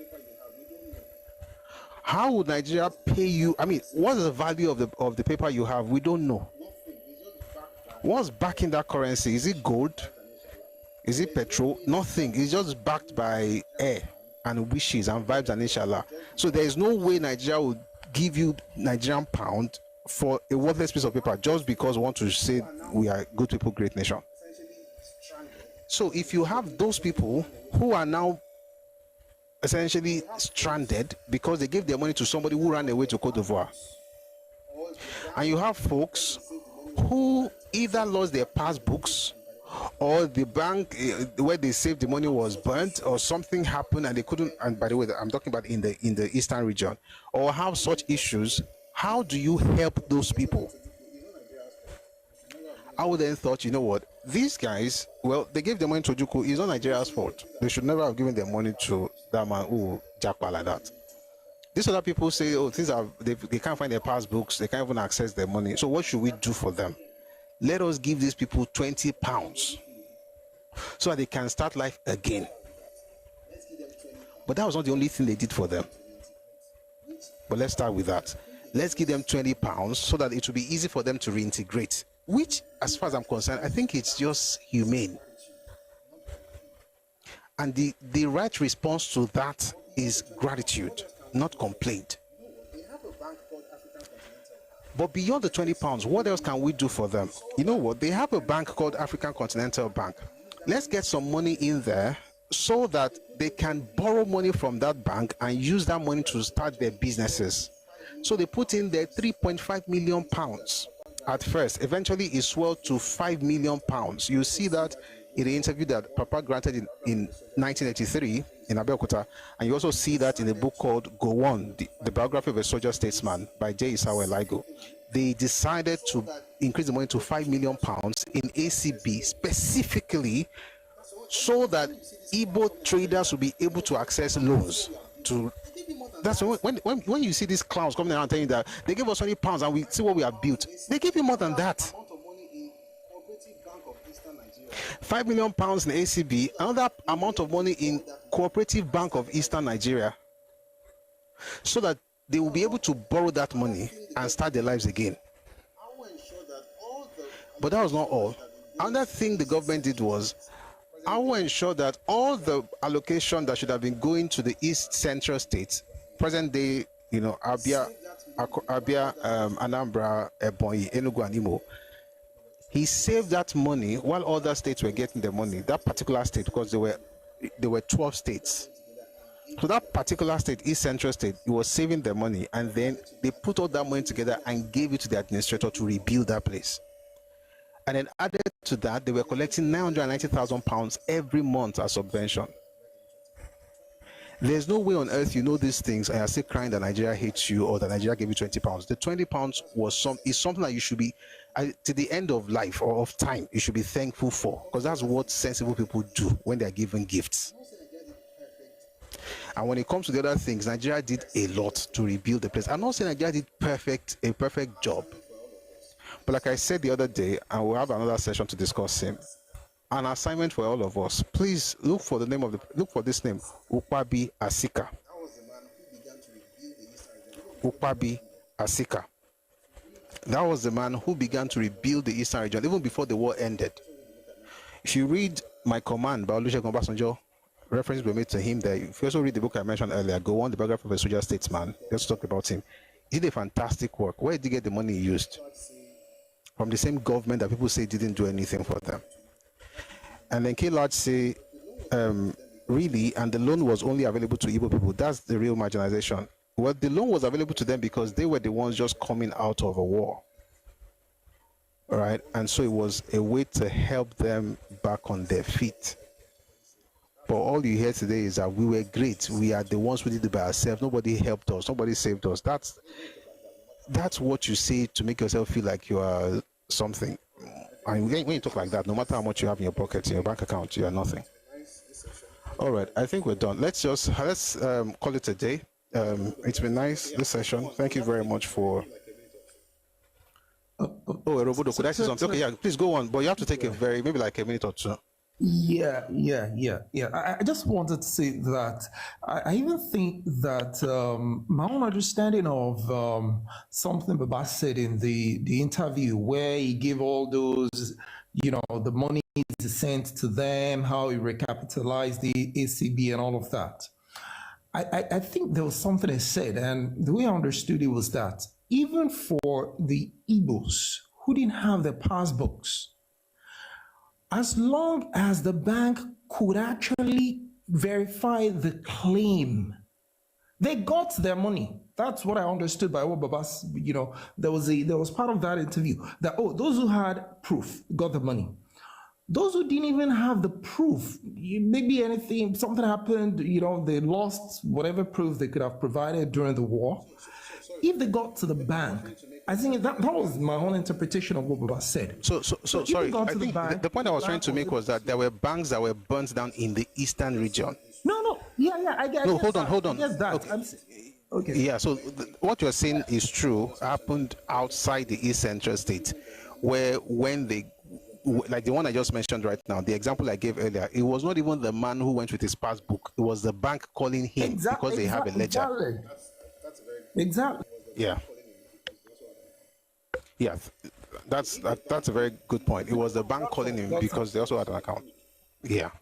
So if the bank, I mean, if it was in Nigeria, the banks were good, right? They have their own ledger, no computers back then, but they had their ledgers and they could tell how much you had in their banks.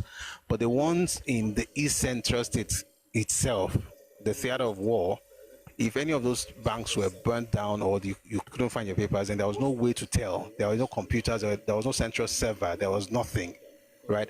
Those ones were the ones who now say, oh, what do we do to help them? Because there's no way the bank even knew what was going on. All the documents were burnt down. And some of those things I think were arson. You know, anyway, thank you very much for bringing that up. So people got their stuff back.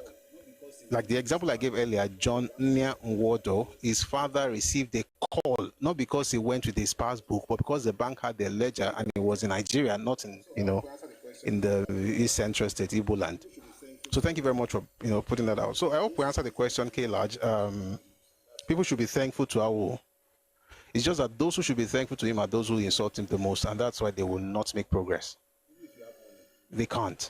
You can't be an ingrate and make progress. It's not possible. Even if you have money, you will not make progress.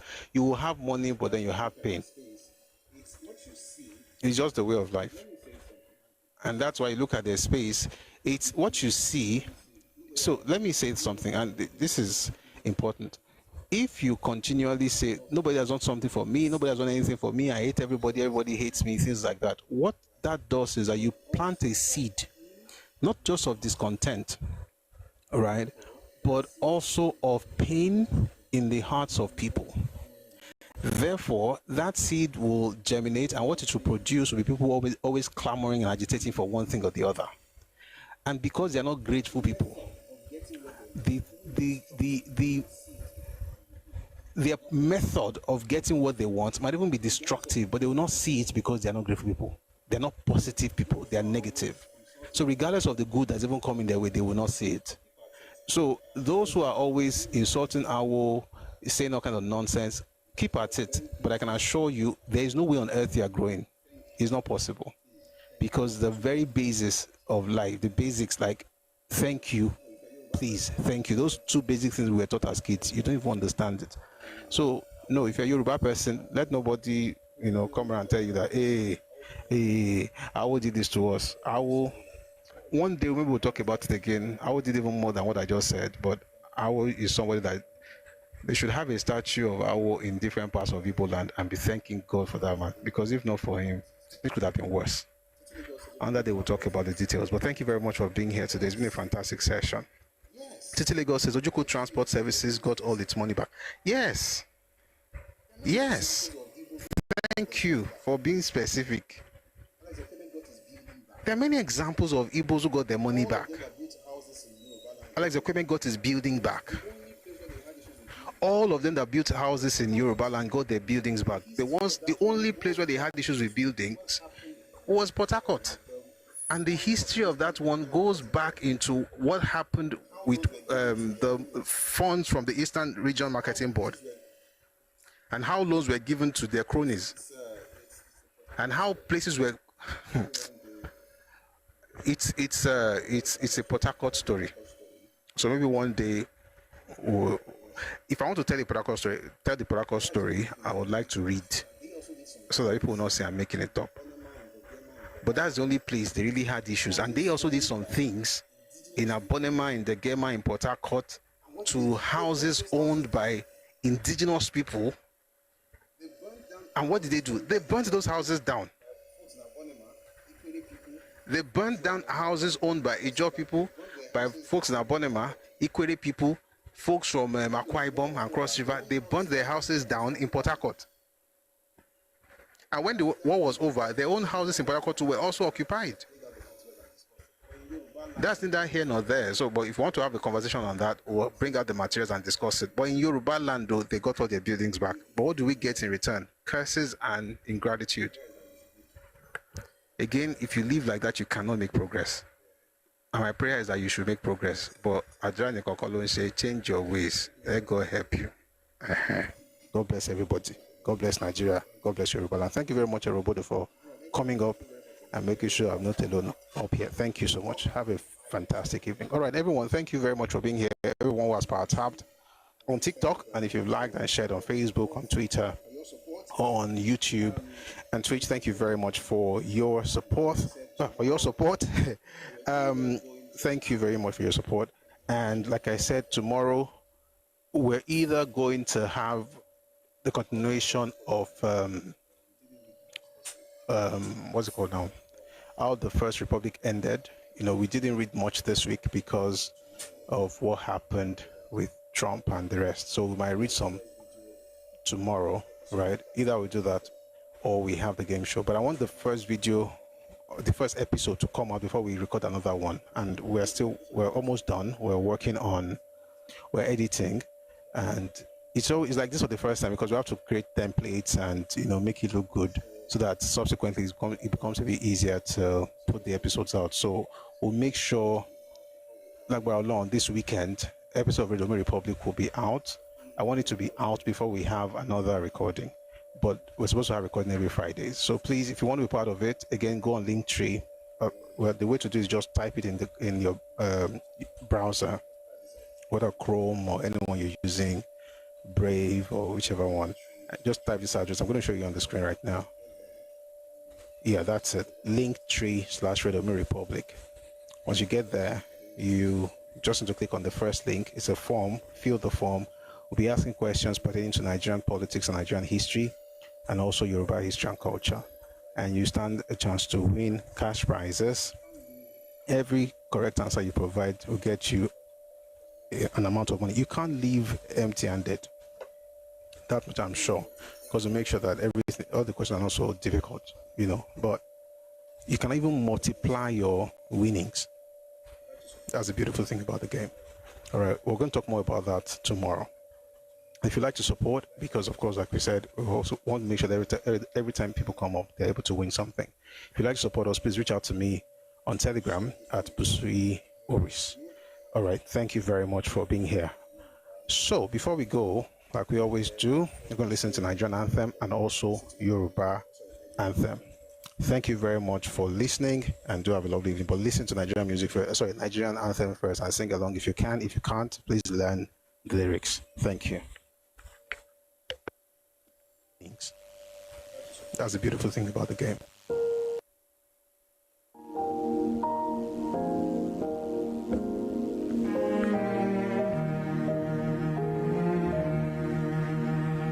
Nigeria, we hail thee, our own dear native land. Though tribe and tongue may differ, in brotherhood